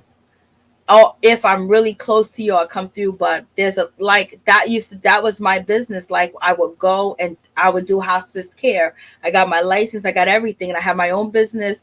I had like maybe 8 girls working for me, you know, and but when Social Security changed with the paying the people in 2010, that kind of like, you know, shook it up a little bit. But then people was like, we're going to pay cash. And so I moved on from that because it sucked out a lot of energy from going from one house to the next house. And I had to give them the total care.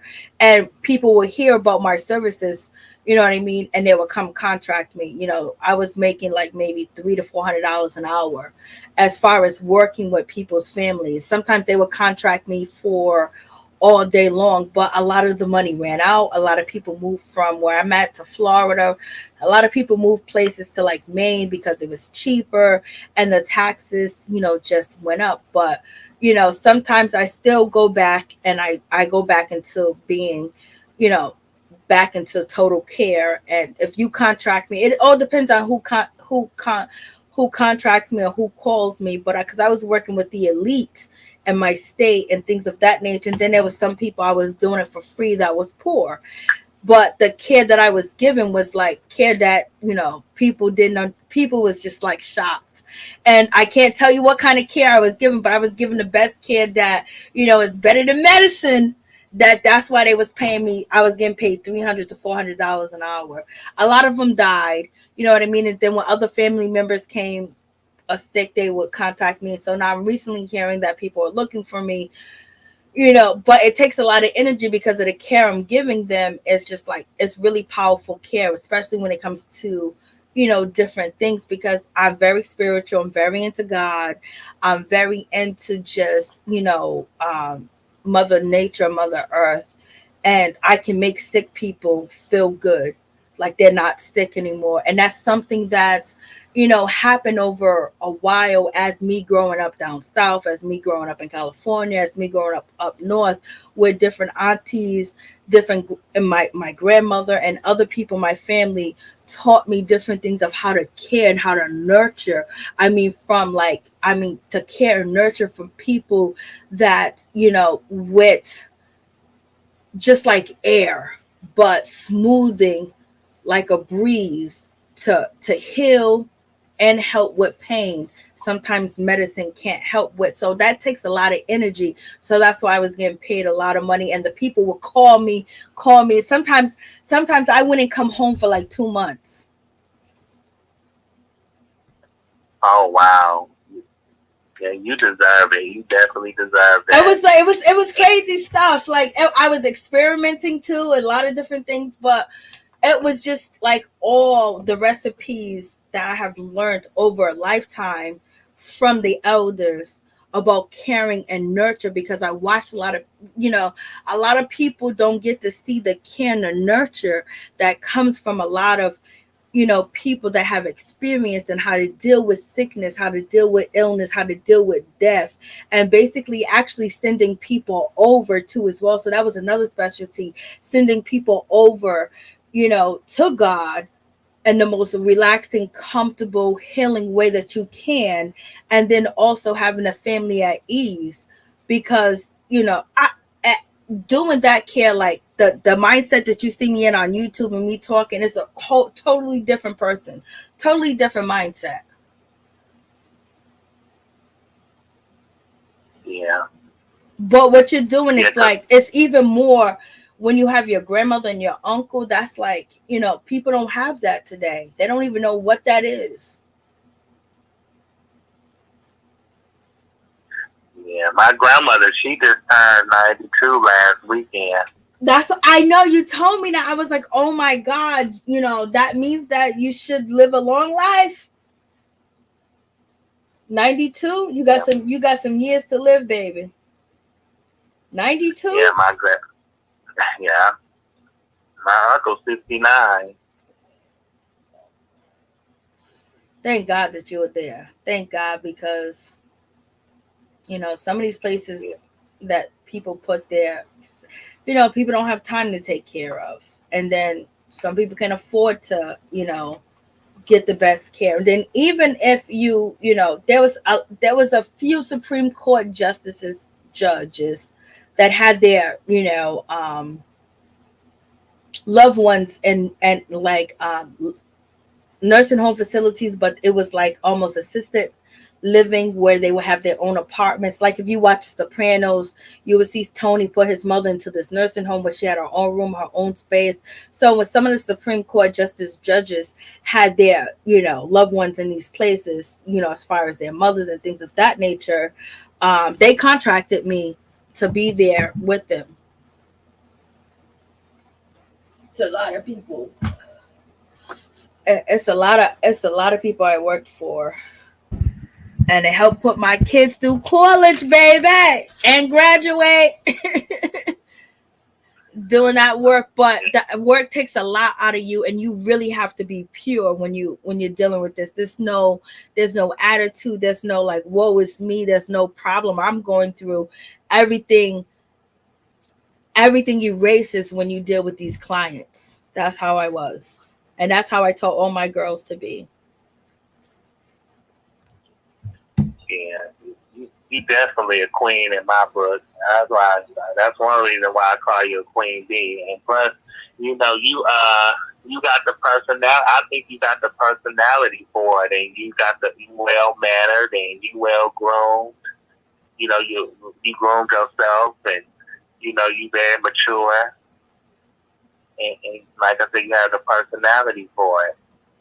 And so is you. I mean, like, you came on, baby. I used to be like, Tony, hold on. Don't say that, Tony. That's backlash.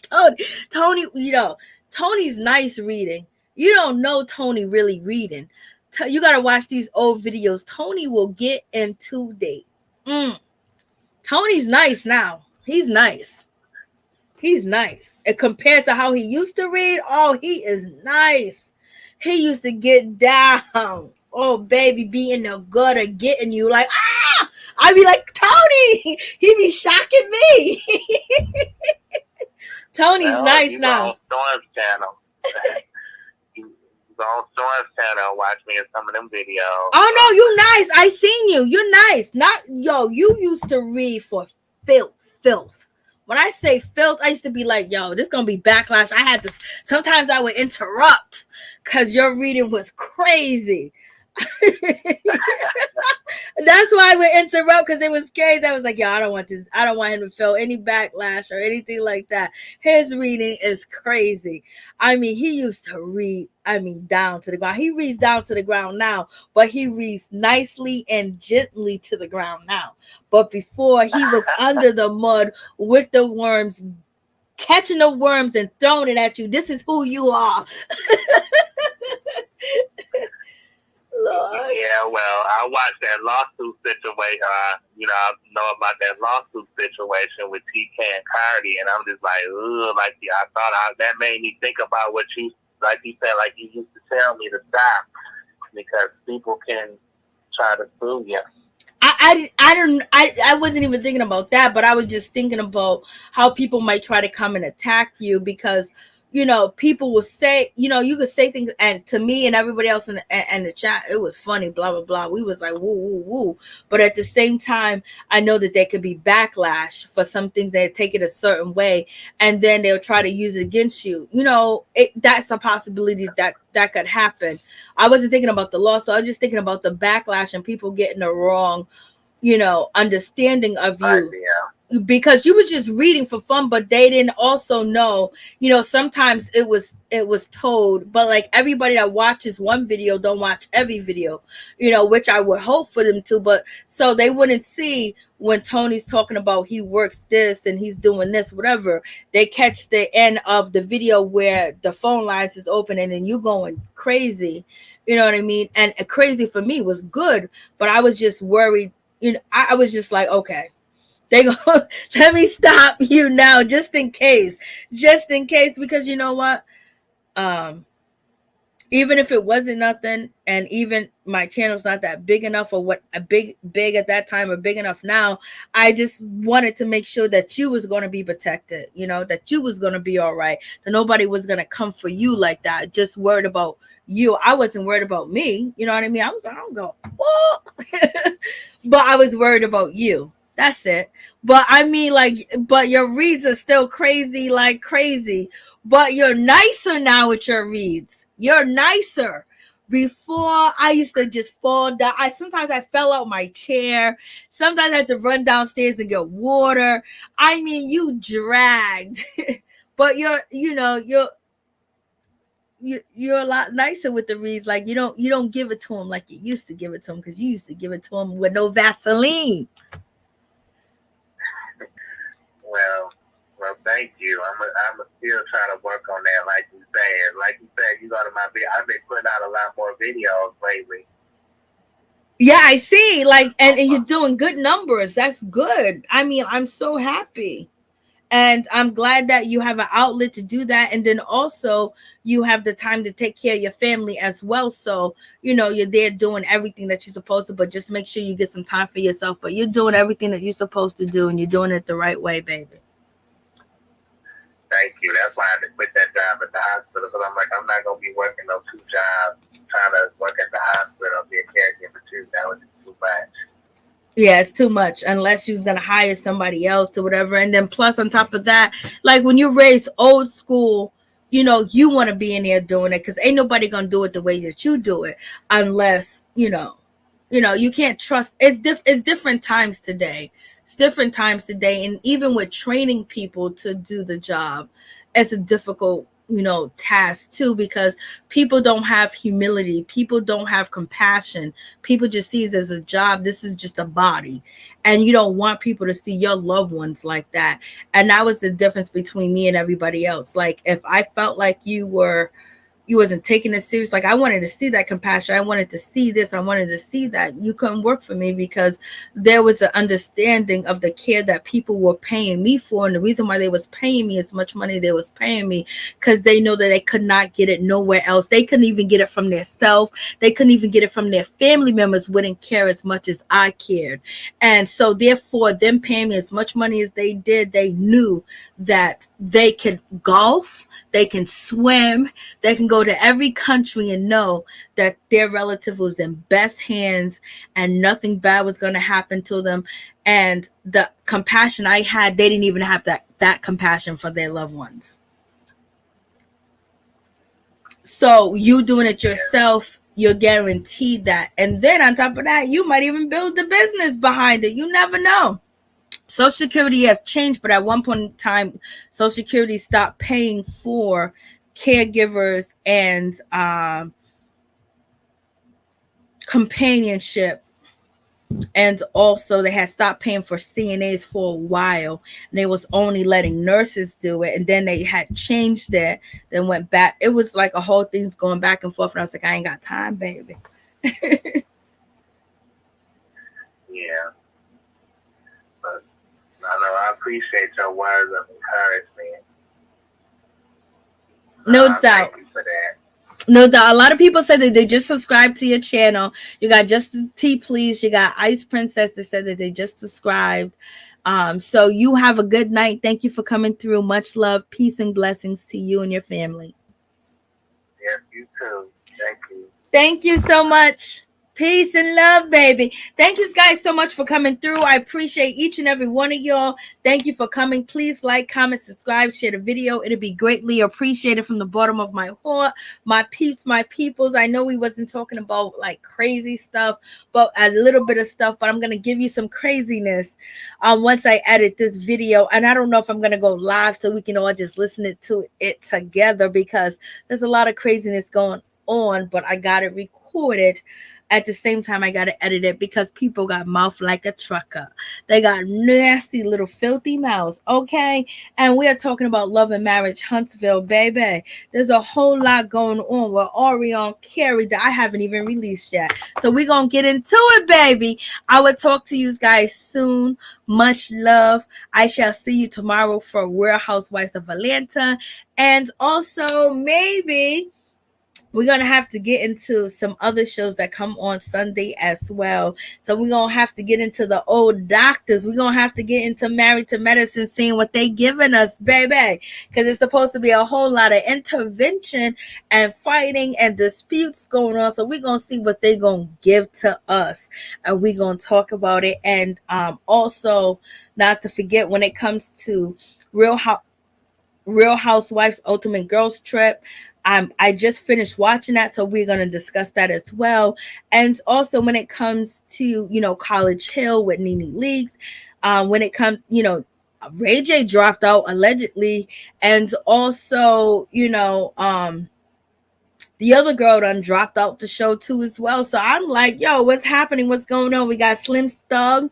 He does sleep with his cousin, allegedly. He's on there too. And, we shall see, but thank you guys so much for coming through. Please like, comment, subscribe, share the video. It'll be greatly appreciated. This is just a fun live just to talk about the shit that's going on. Peace and love. Good night, everybody. Be safe. Thank you so much. Justin T, please.